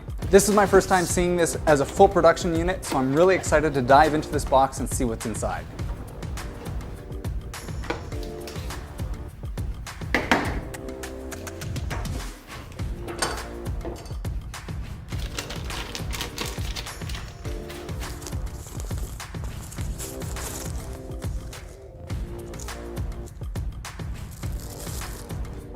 This camera feels nearly identical to my Z7 or Z6 does in my hands here. Very ergonomically friendly with all the buttons in nearly identical places. Now, although the camera feels very familiar, the grip is actually slightly deeper on the Z6 II and the Z7 II. And the reason for that is if I flip this open on the side here, we have dual card slots. One XQD card slot compatible with CF Express, and one UHS-2 SD card slot as well. This dual card slot arrangement might be familiar to anybody who uses a D850 right now. That same kind of primary-secondary card slot arrangement. And this is really exciting because this now means that we can shoot with photo overflow as well as photo backup. Another related feature to these dual card slots is the improved buffer and frame rate in both cameras. Wow, that right there is the sound of 14 frames per second in the Nikon Z6 II. With an improved buffer of 124 shots. That's nearly 3.5 times larger than what it was on the Nikon Z6, as well as being 2 frames faster. Now, the Nikon Z7 II also has a frame rate increase and shoots at 10 frames per second, and has an improved buffer of 77 shots. And this is really cool because a lot of people now are what are called hybrid shooters, meaning they shoot both stills and video. The great thing about Nikon mirrorless cameras is that you can rapid fire RAW files like that, and then switch right over to video without having to worry about any buffer delay at all. I can see how this really opens up the possibilities for people that shoot sports, wildlife, or weddings. Really people that would utilize that higher buffer and faster frame rate. Now, there is a reworking of the brains inside this camera to make that faster buffer and frame rate possible. Or should I say the addition of a brain. Nikon in all their recent camera releases have used a single XP6 processor, whether it's in the D6, the D780, the Z6, the Z7, the Z5, all those cameras have used a single XP6 engine. In the Z6 II and the Z7 II, there is actually dual XP6 processor that powers the camera. And this dual XP6 engine is going to help with that improved buffer and faster frame rate, but also is going to lend to improved autofocus and improved low light performance as well. On the back here, we have that same really solid tilting LCD screen.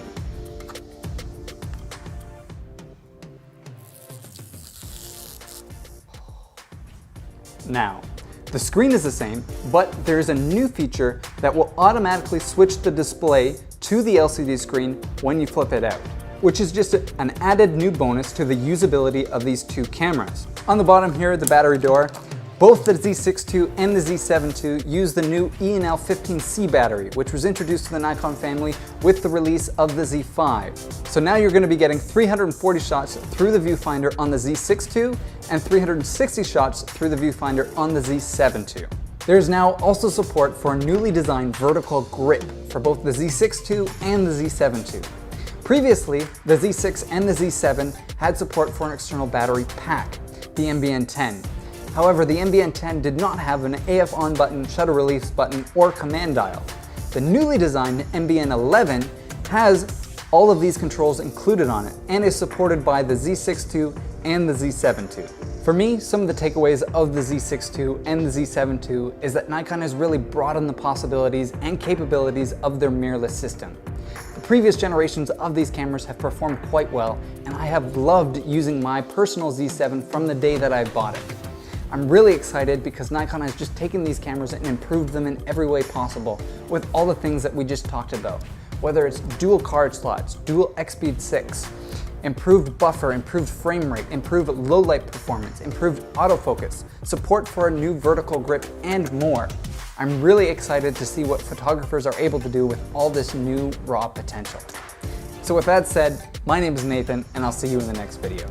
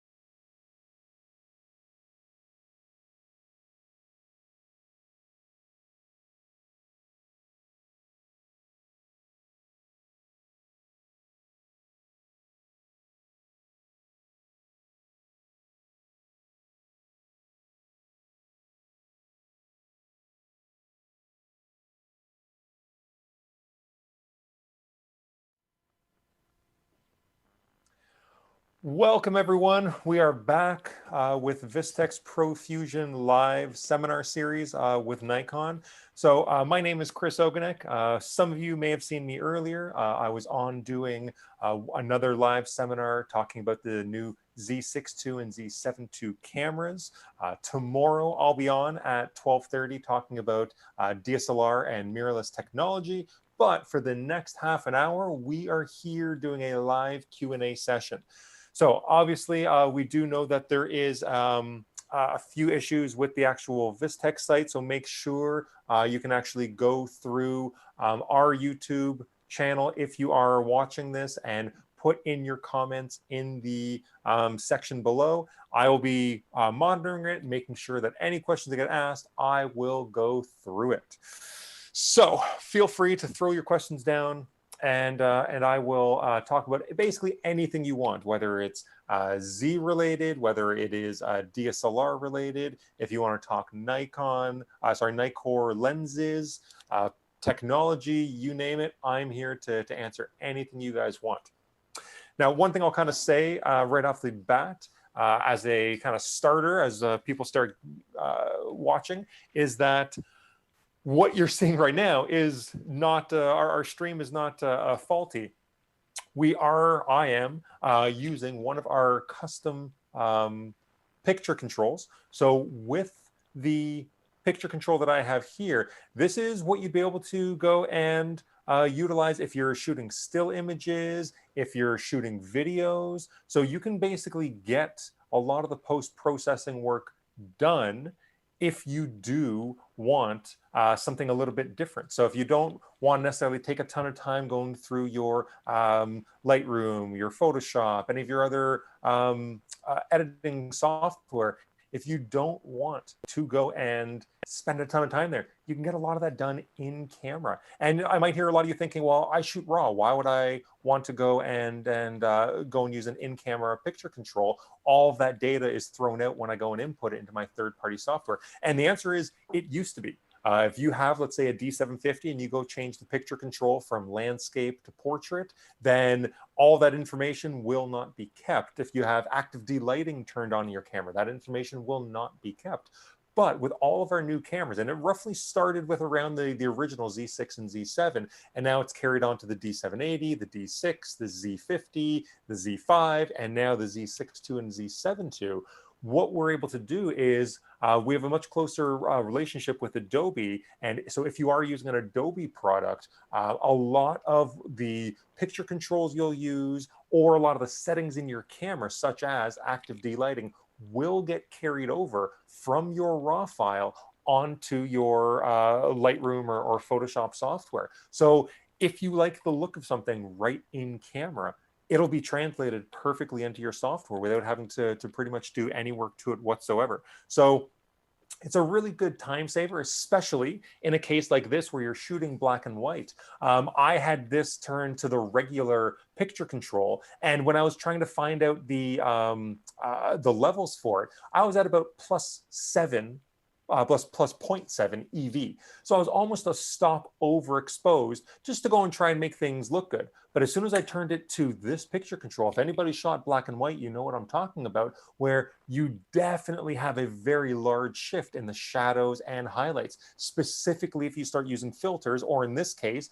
the very particular creative picture control that I'm using. So when you have these shifts, whether it's the yellow filter, the yellow black and white filter, the red black and white filter, your exposure changes heavily. So right now I'm -1 stop under.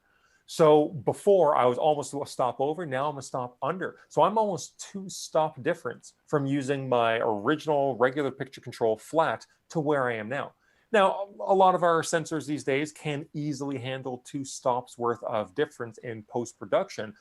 But do you want to be pushing your files by 2 stops if you don't have to? The answer is no, you don't. You want to try and get the image as close as you possibly can. And this is just one of the ways that you can do it. If I have time later on, I will actually go through and talk about some custom picture controls that you can actually make yourself on your computer and then transfer them to your camera, which gets you even closer to where you want. But I do think we have some questions here. Okay, so Rover is asking, hi Chris, why does the Z5 has much lower frame per second than the Z50? Will the Z5 II improve on this? The answer to that is I do not know.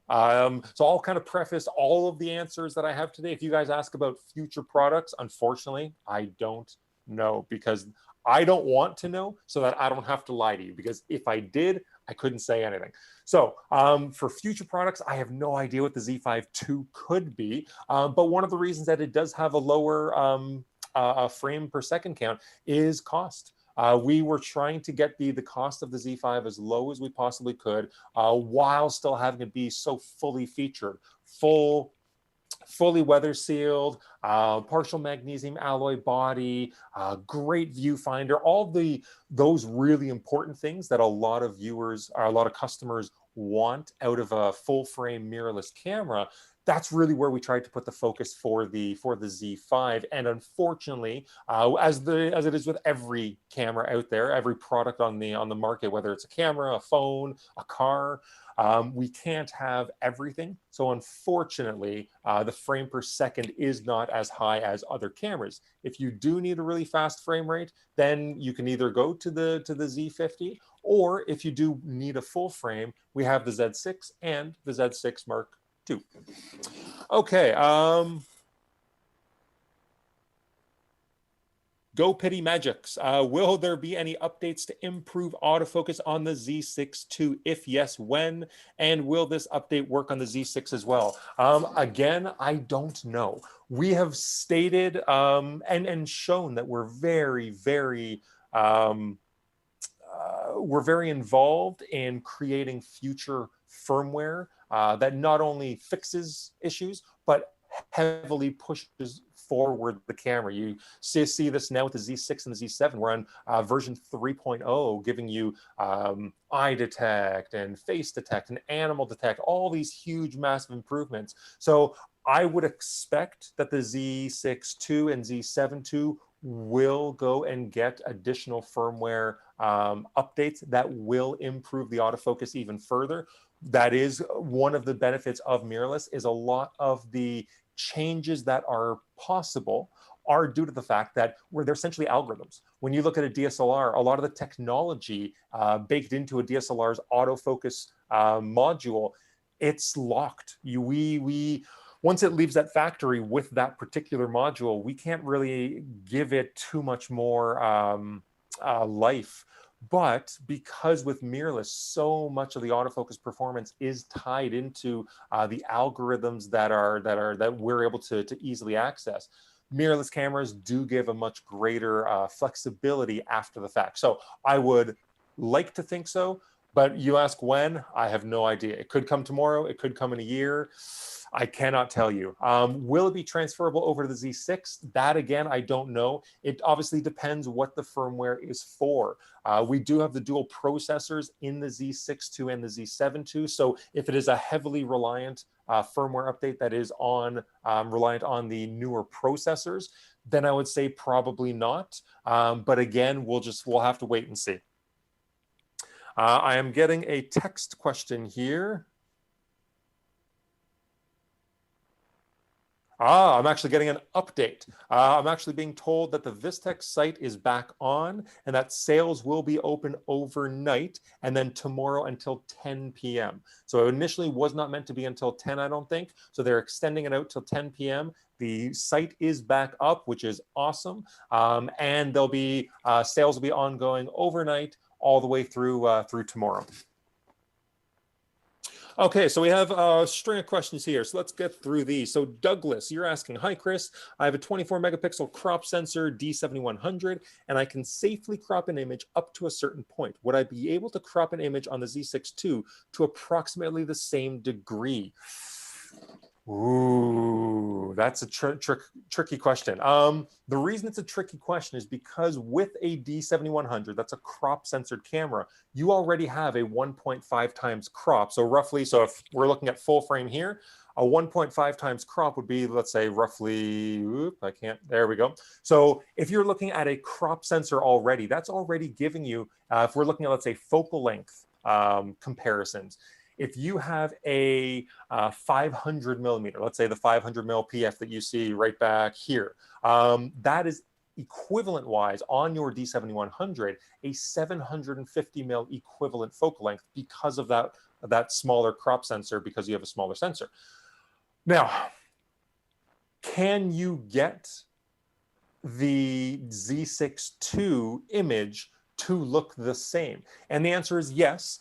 You could initially crop down, but you're going from 24 megapixels to about 10, if my math is right. So initially, just to get it equivalent to your D7100, you're going to be losing a lot of information right off the bat. And then as you keep cropping further and further in, you can do it, but your resolution is going to continue to go down. So my answer is yes, you can get the Z6 II to a similar point, but it is going to be at the loss of the resolution of the sensor, which will be much less than what you would get equivalent out of your D7100.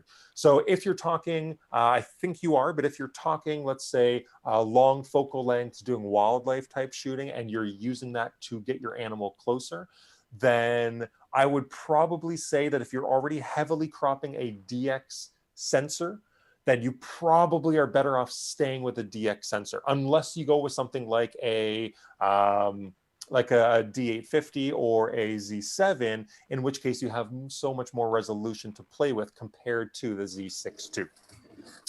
Okay, so that was Douglas. George, is there any way to supply USB power to a Z50? I thought I saw a connector similar to the EP5B, and there is a rubber spacer in the body to allow for a wire.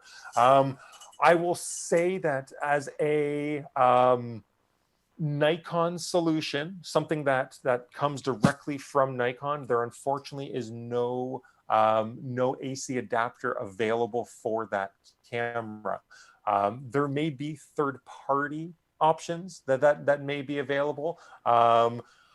I know that, I don't even want to say the name of the company because I don't know their product line well enough. I'd have to Google it. But I know that there are companies out there that essentially make battery adapters that will then plug into a USB power source. Nikon doesn't necessarily recognize those, just due to the fact that we can't guarantee the power flow to the camera. But are there third-party adapters out there? I believe so, but anything straight from Nikon, unfortunately not. Jerry with a G, how is Nikon doing in the market? Nikon is doing very well in the market. Obviously, with COVID, it's hit everybody quite hard, especially at the beginning of I'll say mid last year, when March and April basically shut down a lot of the entire country. But we've bounced back. Our retailers have bounced back. The fact that Vistek is able to put on this show just shows that there is a demand for this type of show, even in this climate. And as much as we're happy that the Vistek site is back up, to be honest, that probably shows how unbelievably busy they were, how saturated their site was with you guys going and trying to make your purchases and check out what deals there are. So Nikon as a whole, I would say, is doing very, very well. We've come up with some really strong products, the Z5, the Z6 II, the Z7 II, and our lenses are just absolutely just knocking it out of the park one after another. So we're doing well. Could we do better? Obviously, with COVID times the way they are, everybody would like things to go a little bit smoother, but on the grand scheme of things, we're actually doing pretty well.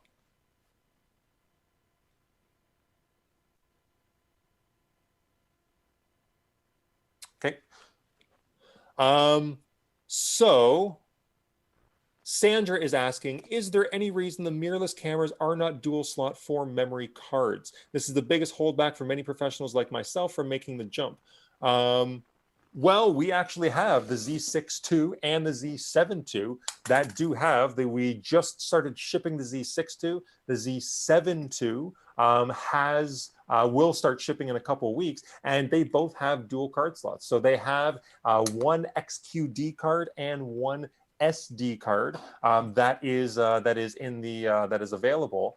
And one of the things that I would say is that I totally understand the need for a safety blanket for a lot of professionals who want to make sure their work is being backed up. My personal thoughts on this are, if we had used an SD card or a compact flash card, heaven forbid, then at that point, they are, I'll say, less reliable than the XQD and CF Express cards that we currently have. The CF Express cards and XQD are absolutely rock solid, not only in terms of build quality, but also in terms of just overall durability. I've never had one fail on me. So I totally understand, Sandra, and we have listened with the generation 2 of the cameras. We have come out with the dual card slots, and we actually even have our Z5. Our Z5 has dual card slots as well. It has dual SD cards. So 3 out of our 5 cameras right now do have dual memory card slots. So you can go and make sure that your image is nice and safe.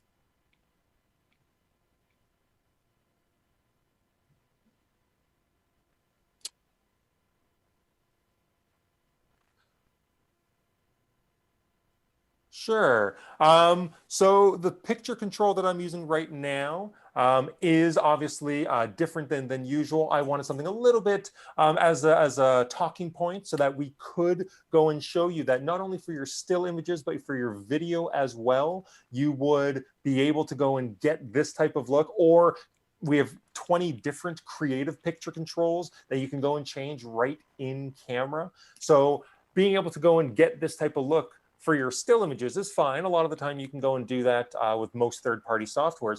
But a lot of the time on the video side, people either don't want to be able to go in and get this look afterwards in post-processing, or they don't know how. So being able to do it in camera is a really cool way to get a different look to you for your stills and your videos, all while basically just doing it with a press of a button. And you can even go and create custom picture controls that you yourself create based on photos that you've taken on your computer. All right, any insight? Gary Wu is asking, any insight on the 200 to 600 lens? No, unfortunately not. I have no insight on any of the lenses that are coming up on the roadmap. When they come, they will come, but I don't have any features on what aperture range the lens is at, whether it's an S lens, what the price will be, when it'll come out. Unfortunately, I know nothing. Alan Morgan, how far off are the longer lenses for the new Z line? Something like a 500 mil that you might be able to attach a tele-extender for bird and wildlife photography. So if you're talking dedicated Z lenses, again, I'm not sure. As Gary was asking, we do have a couple of those on our roadmap. We have a 200 to 600. I believe there's a 100 to 400 on there. I think we just added a couple primes. I'm not 100% sure. I saw that on some site. But right now, to be totally honest with you, we already have some amazing lenses that you can use with teleconverters. I have a couple of them back here. Well, that's a 300 mm f2.8. This is the amazing 500 PF. So it's a 500 mm PF, absolutely spectacular. I know one of our guys, Jay Goff, he's one of our sales reps out west in BC. He was actually shooting with that with a combined 2x tele today. So he was out to 1,000 millimeters with his new Z6 II, shooting with it, and absolutely unbelievable image quality. Because one of the great things people don't realize is that the DSLRs, our latest DSLRs, require you to have f8 or smaller. So f8, f5.6, f6.3, anything smaller than, I guess larger than f8. And that's just to ensure that enough light actually contacts the sensor so that the autofocus module is also directed enough light. With mirrorless cameras, because we have that direct piece of light contacting the sensor with nothing else in between, we aren't limited by the same f8 compatibility. So Jay was out shooting with a 5.6 lens with a 2x teleconverter. That means he's 1,000 millimeters, but 5.6 to f8 to f11. He was at f11 and still getting great shots. I talked to him just before this. So there's a lot that you can go and do with our current lenses, especially that 500mm PF, due to the fact that it is so light and so portable. Jerry with a G, is the D810 discontinued? Yes, I believe so. I may have to get confirmation on that because my brain isn't totally working. But yes, we have the D850 that is the current line of camera within the D800 series. And to be honest, is the greatest DSLR that I have ever had the opportunity to play with. I've essentially myself switched over to mirrorless, but when I go and need to shoot DSLR for whatever reason, the D850 is always what I pick up.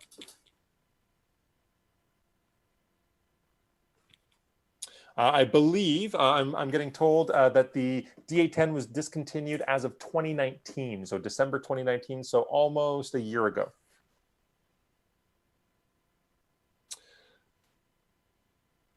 Let's see here. Paul is asking, I have the Z6 II and wondering when the new grip will be available. That is a good question. I will wait for my little elves in my ear to let me know. I believe it will be shipping soon, but I don't have an exact date with you. So Paul, I'll get back to you. Yes, so Alan is saying that he already has the 500mm PF, but was curious about the Z Nikkor lenses. So yeah, we will be coming out with some. Again, I don't know if they will be PF variants or let's say faster apertured, more professional line. I'm not sure, Alan, but enjoy that 500mm because it is a gem. Yes. So Paul, you're asking, can I use the 2x teleconverter with my 70-200 FL, which is the current newest DSLR version of the 70-200 on the FTZ? And the answer is yes. Your 70-200 with 2x tele on the FTZ. It looks like a bit of a Frankenstein, but you can have no worry whatsoever. It's not going to cause any damage. It'll function just like it would normally with a DSLR, and maybe even a little bit better, because like I just said, there are no limitations when you start causing the aperture, the effective aperture to be smaller due to the effect of the 2-stop of light loss that the 2x tele causes. So I would say that it will work just as well, if not even a little bit better than what you would normally get out of a DSLR.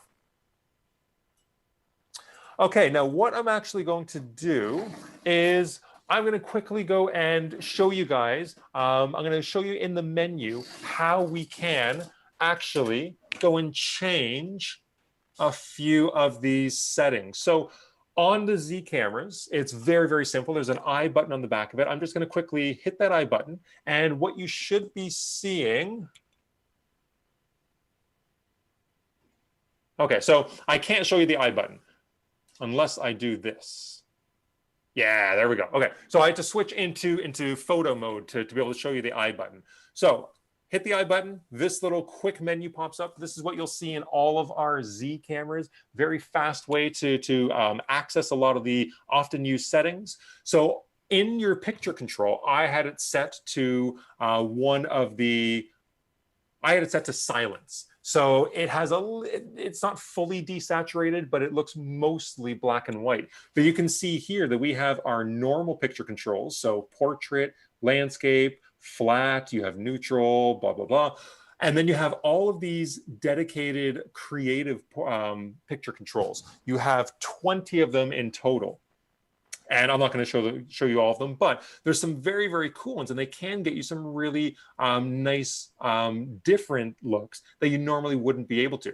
But what I want to show you here is how to actually tweak a picture control to make it work more for you. So if you look at this PT here, that's a portrait picture control. And if you look at that little asterisk that you see right next to the PT, that asterisk means that I've actually made some changes to it. So if you look and you see how it says adjust with the little down arrow, so I'm going to hit the down on the D-pad, and this now brings me into a quick change mode, where I can go and make some changes to the sharpening.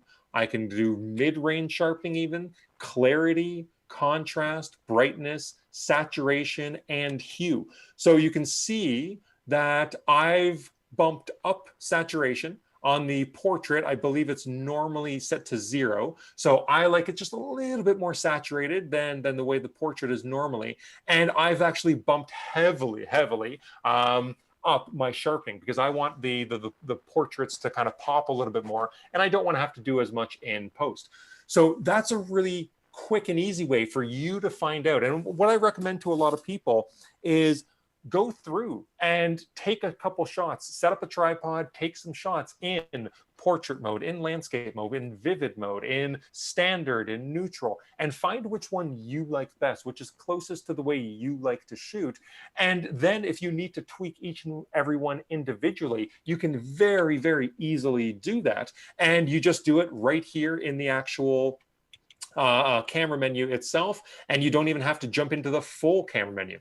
If you do want to go even further, though, you can actually, and I won't be able to show you the whole process, but if you go all the way down to manage picture control, at this point, I would have already created a custom picture control using our picture control utility on a computer. And the way you would do that is you would actually just go and find a photo, find a portrait, find a landscape, find a wildlife shot that is similar to what you would normally shoot. And from there, you would edit it in the picture control utility program.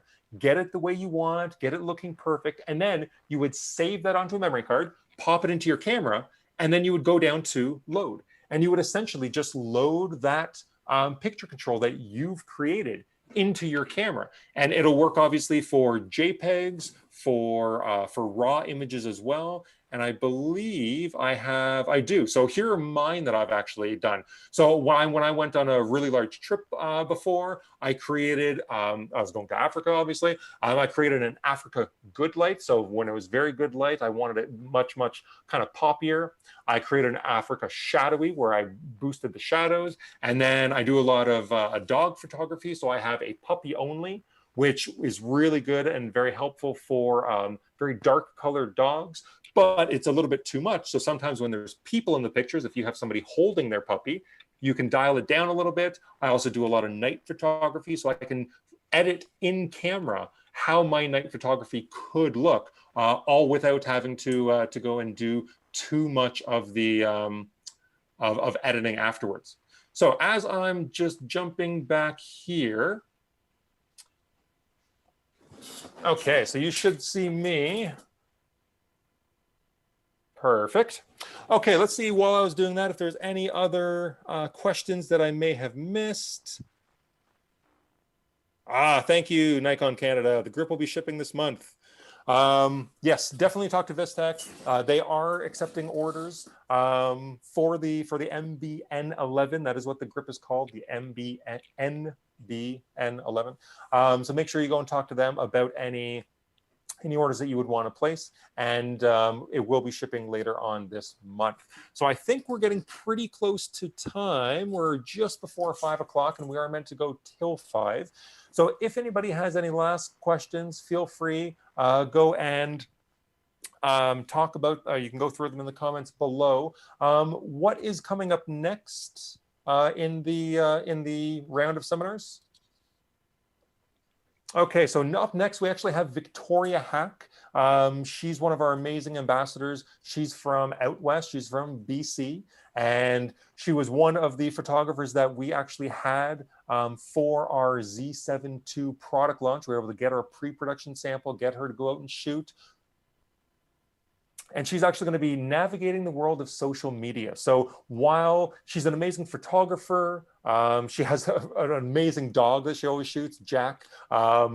She has amazing landscapes, but she also has an incredibly strong social media game as well. So if you are curious about finding out more about how the mindset of how to actually get into social media and stay in social media, because it's very difficult. You can get 1 or 2 photos that may go viral, but staying at the level to continuously get a high amount of views and comments is a very, very tricky thing to navigate. So the amazing thing with Victoria is she doesn't hold back. If she has a secret that she uses, she will go and tell you. So make sure to go and watch that from 5 to 5:30. That's coming up in about 2 minutes. And again, tomorrow starting at 11 a.m., we are right back here with our schedule. So we are going to be doing a lot of seminars all day long, basically from 11 a.m. till about 5:30 p.m. If you do want any more questions, we will obviously be answering questions throughout the day within the comment thread.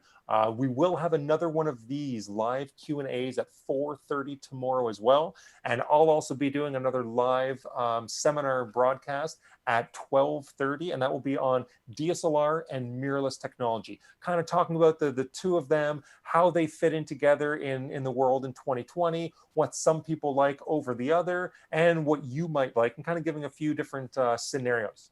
So for me, that's just about it. I will be signing off. I don't think I have anything else to answer. I do not. So I will say thank you very much, everybody, for tuning in, for asking your questions. I hope that this was pretty beneficial, and make sure you go and stick around for Victoria Hack's seminar, because it is really, really informative. All right, everybody, talk to you later.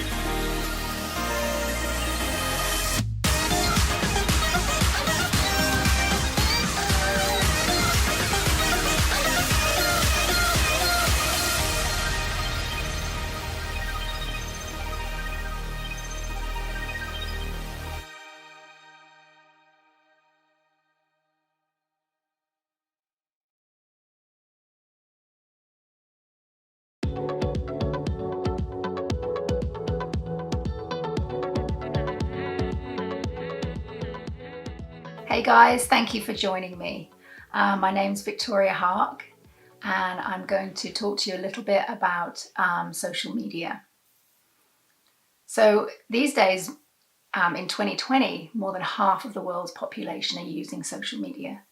So it's becoming increasingly important to get your name out there, but also from a business and marketing point of view. But it can be confusing navigating the different platforms. Trying to generate interest in what you're creating, trying to kind of create a following, but at the same time staying true to your own personal vision and kind of not selling out for likes and that kind of stuff.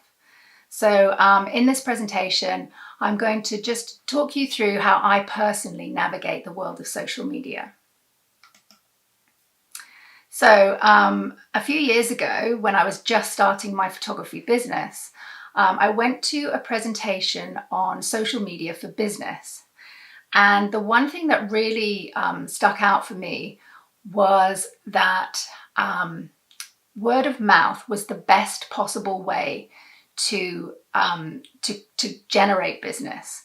And so we were encouraged to think of social media as word of mouth, but on a global scale. So this is something that I have always come back to with my social media. So there are obviously a whole bunch of different platforms out there. The ones that I tend to use mainly are Instagram and Facebook. And I'm going to, for the purposes of this talk, I'm going to talk mainly about Instagram, but you can apply much of what I'm saying kind of across the different platforms. So the first thing I would encourage you to do is think about what the purpose is of your social media. So why are you actually there? Excuse me. So for me, I started using social media when I lived on a small, on a small island in the UK. So it was quite an isolated place. I picked my camera up to start shooting for the first time in a few years, and I was taking all these photographs, but I didn't really have a purpose to them. You know, I was taking them for myself, but I didn't really have anyone to share them with. So I started using social media, and it was a great way to actually share my creativity, and it really gave me a purpose for actually shooting. So my main reason for being on social media has always been from a creativity point of view. So I wanted to share my work.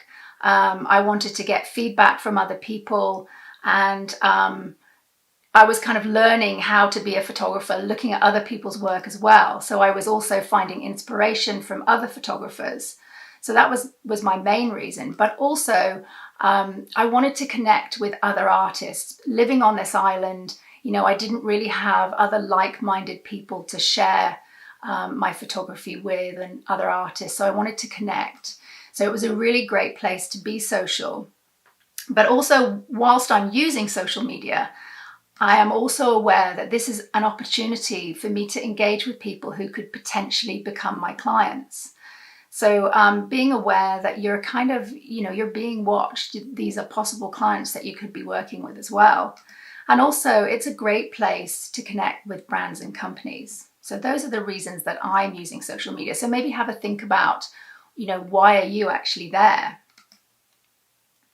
So analytics and insights.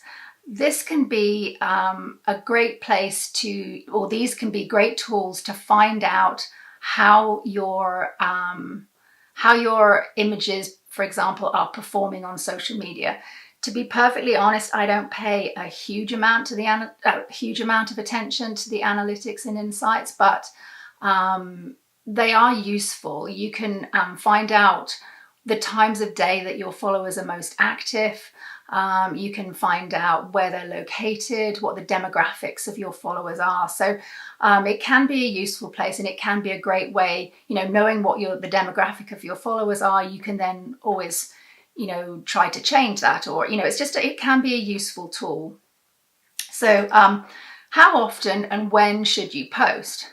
Well, I know from my analytics that my followers are generally more active in the earlier part of the day, kind of the earlier to the middle part of the day. But I don't actually post at that time because when I post, I like to be able to interact with any image that I've posted for at least half an hour, because I feel like when you interact with it, it also pushes it up a little bit higher in the algorithm. So I think this very much depends on you. You know, when does it suit you to post?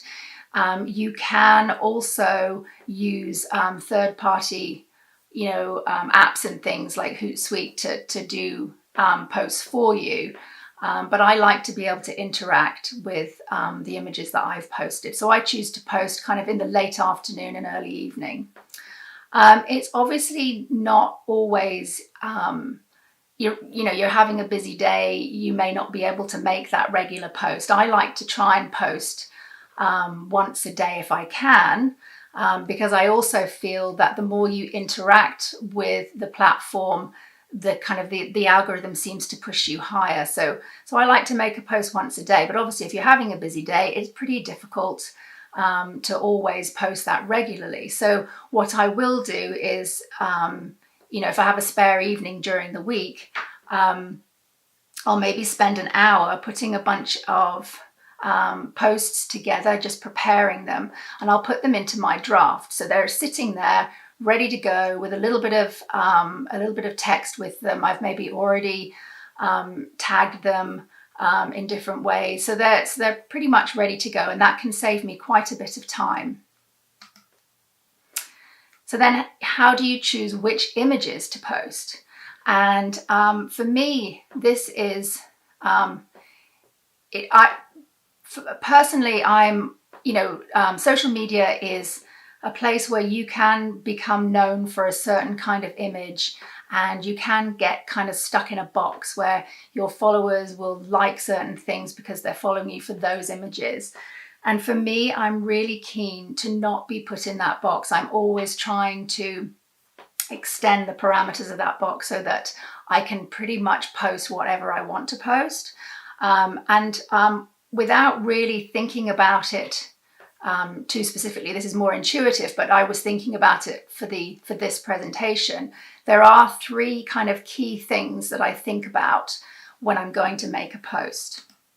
So if I divide them into those three categories, one is inspiration. So those are images that might be ones that would be on, for example, on my website. So there would be ones that I know will be fairly well liked. So those would come under the inspiration category. Then there are those images that I would put under the connection category. So those are images that when I make the post to social media, they usually will create more engagement. So people will, engage with them more, maybe share them more, and there will be more conversation. And then there are those images that I would classify as images that allow me to grow personally with my art. So those are images that probably wouldn't get the number of likes that maybe are not quite so expected from me. And so I'll balance those out. If I post an image that I would classify as kind of personal growth, I might follow it with one that's going to make more connection, just to kind of balance it out, but always pushing the parameters of what I can post on social media. So I'm going to show you a few examples of those kinds of images. So for inspirational ones, these would probably come under that category.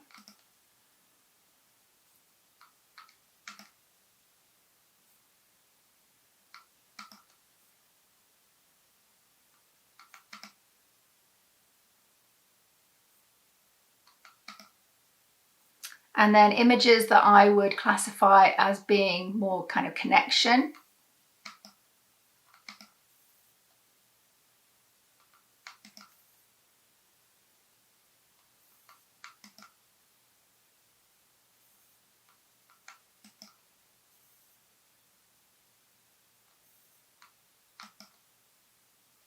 And then personal growth.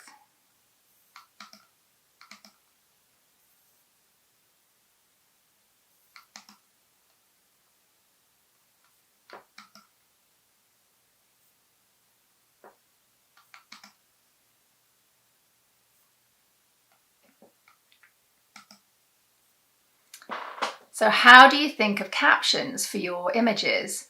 For me, this is fairly intuitive. I don't really think about it a huge amount, but I usually say something about the image. So something, maybe about, for example, just for this image that I'm showing right now. So this is a rescue kitten. So a little bit of information about the image. And I might, for example, if I've put that into my drafts ready to post, when I actually come to posting it on the day, I will always, if I'm feeling a certain way, or if there's something happening, in the local environment, that ties it into that particular day, I may very well change that caption or add something to that caption so that it's more relevant to people on the day. So I'm often asked what my biggest piece of advice would be for social media. And it is to respond to your followers and be authentic. I can't stress that enough. I personally feel that if you put an image out there and people take the time to make a comment about it and you don't respond to them, it's kind of rude. So, you know, if people are, are taking time out of their day to leave a comment on one of my images, then I will always try and respond to that. And I think that if you think about this, if you go back to social media as word of mouth on a global scale, people are less likely perhaps to book a workshop with you or to book a shoot with you, a family shoot or a wedding, or, if you don't bother to respond to them, you're kind of telling them quite a lot about who you are. So I think responding to your followers in as authentic a way as possible is one of the biggest things that I could suggest. So I also feel that if you put something out in the public forum, you shouldn't necessarily expect everybody to just like it. I feel, that if somebody wants to make comments about it that they love it, they have the right to do that. And I think you should always try and take those comments in the light of constructive criticism, and respond to them knowing that the world is watching your responses too. So I keep that in mind. And it's inevitable that you will have people that will just be negative. It happens. And often in those situations, I see it as a way of just kind of exercising, I can't think of the word, sorry.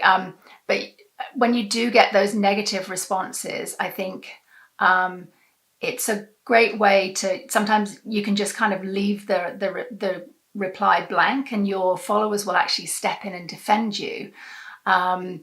Or if you're really kind of pushed, you can obviously block people if they're just, kind of internet trolls. Something I have found that I've done in the past as well is that if, for example, I have an image that's maybe of a model or of somebody that's not me, and there are people just kind of bashing them for no reason, I will watch the comments and delete a comment that I think could be hurtful to that particular person. And I have occasionally turned comments off overnight because I know I can't sit there and monitor them. So that's something else that you can do as well. But I do think that how you respond is pretty important. So as your account grows, I think it's important to think kind of longer term. So even if your account is small, even if you only have, 100 followers, I think it's really important to think as though you're bigger than that. So for example, I think it's important that you don't necessarily name the locations of certain places, particularly if they're sensitive natural habitats. If you are, if you only have 100 followers, you've got potentially 100 people that can go to that place and then possibly trash it. But if you have 100,000 followers, that's a whole lot of people that can do a lot of damage. So I think just being responsible about things like naming places. And in the current climate with COVID-19, for example, I think it would be obviously wrong of me with people that, the number of people that follow my account to be, promoting, going distances to take photos and that kind of stuff. I think you need to be responsible. And I also think that even though your account may be small, you should think about who you potentially partner with in terms of perhaps businesses that approach you that are willing to pay for you to market their content. And it's very easy to be drawn into, when people are offering you money, to be drawn into perhaps working with companies that are really not something that you should be aligning with in your long term. So I have always tried to think long term, tried to not necessarily partner with businesses that in the long term, you know, I'm glad that I haven't done. So think about that. And another great way of using social media and Instagram specifically is Instagram stories. So obviously one of the good things about them is that they only last for 24 hours. So it's a really good place to test out things. They're not going to sit on your main page. And if it doesn't work, you know, it's only 24 hours and obviously you can delete them as well, but it's a good place to test things out. It's also a really good place to allow people to connect with you, to kind of show them a little bit of your personal life. And I tend to keep my family fairly private, but I share stuff about my dog, so that kind of makes me a bit more accessible. And I think people connect with that too. You can show the behind the scenes of things like workshops and different shoots that you might be doing or travel. And again, it helps people to kind of connect with your brand. And it's a good place to kind of create the community that you want to be involved with. Something that I've been doing on a Friday is something I've called a Feature Friday. So I'm, as I mentioned earlier, I'm very inspired by the work of other artists, and seeing their work often inspires me to try different things. And I thought it might be a nice idea to share some of their work. And I think by doing that, not only are you kind of giving to the community and, you know, maybe helping out those other photographers by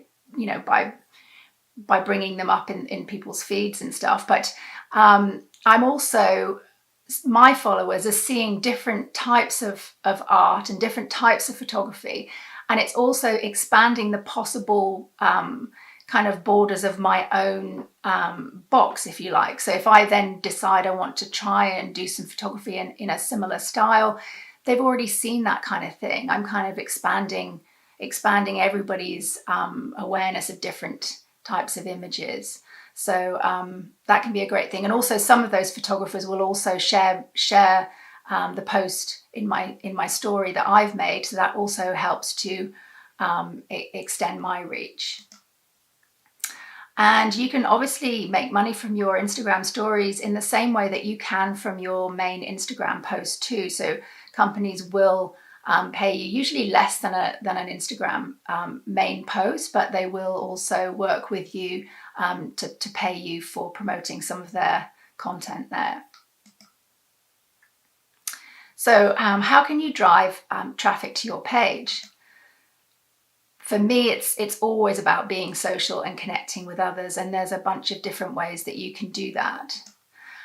So finding and using relevant hashtags is one of them. And what I will often do or have done in the past is if I have an image that is a certain style and I'm not sure what hashtags to use, I might look around on Instagram, find something that's similar and see what kind of hashtags they've used. And then I'll make a note of them and I'll put them into the notes on my phone under, for example, the title of wilderness hashtags or dog hashtags or portrait hashtags. And so then when I'm making a post, it's much faster. I can just go into my notes in my phone, copy and paste, and add them to the post.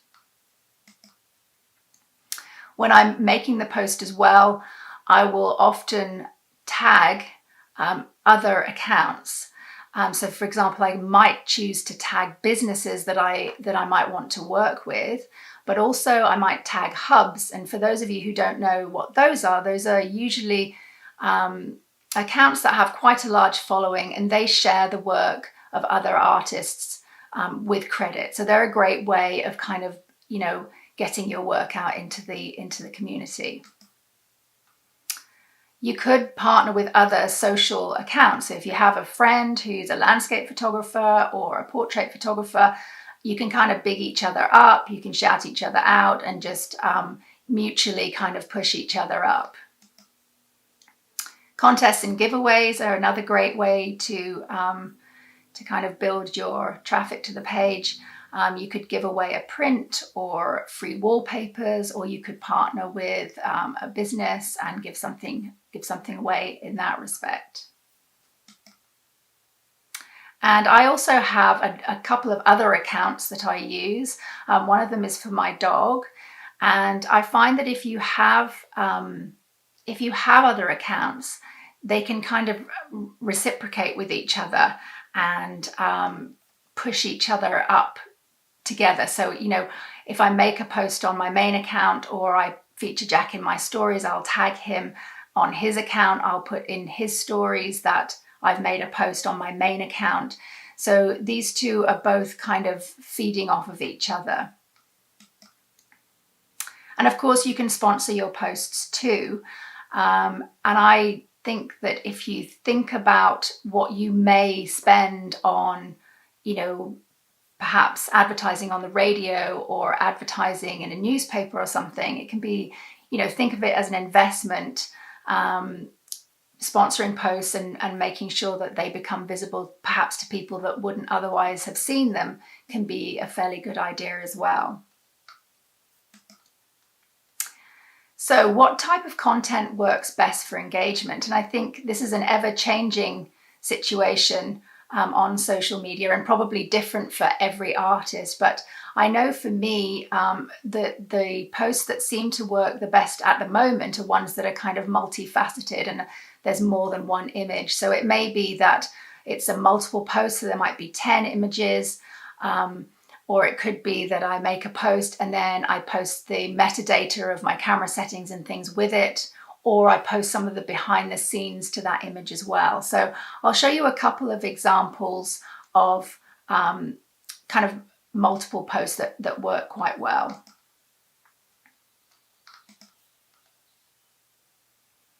So this is a post with 10 different images, all to do with people and their four-legged companions. And then for this post, I showed the behind the scenes of the setup for this image.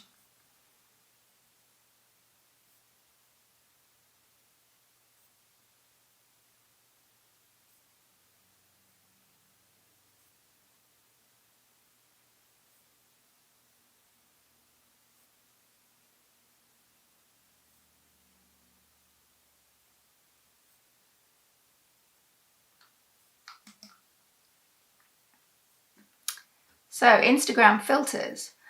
For those of you that may not be aware of what those are, when you make a post on Instagram, you have the facility to add an Instagram filter to the post. So that could be just kind of bumping up saturation, or it could be contrast or brightness. There are a bunch of different filters that are available as you actually make the post.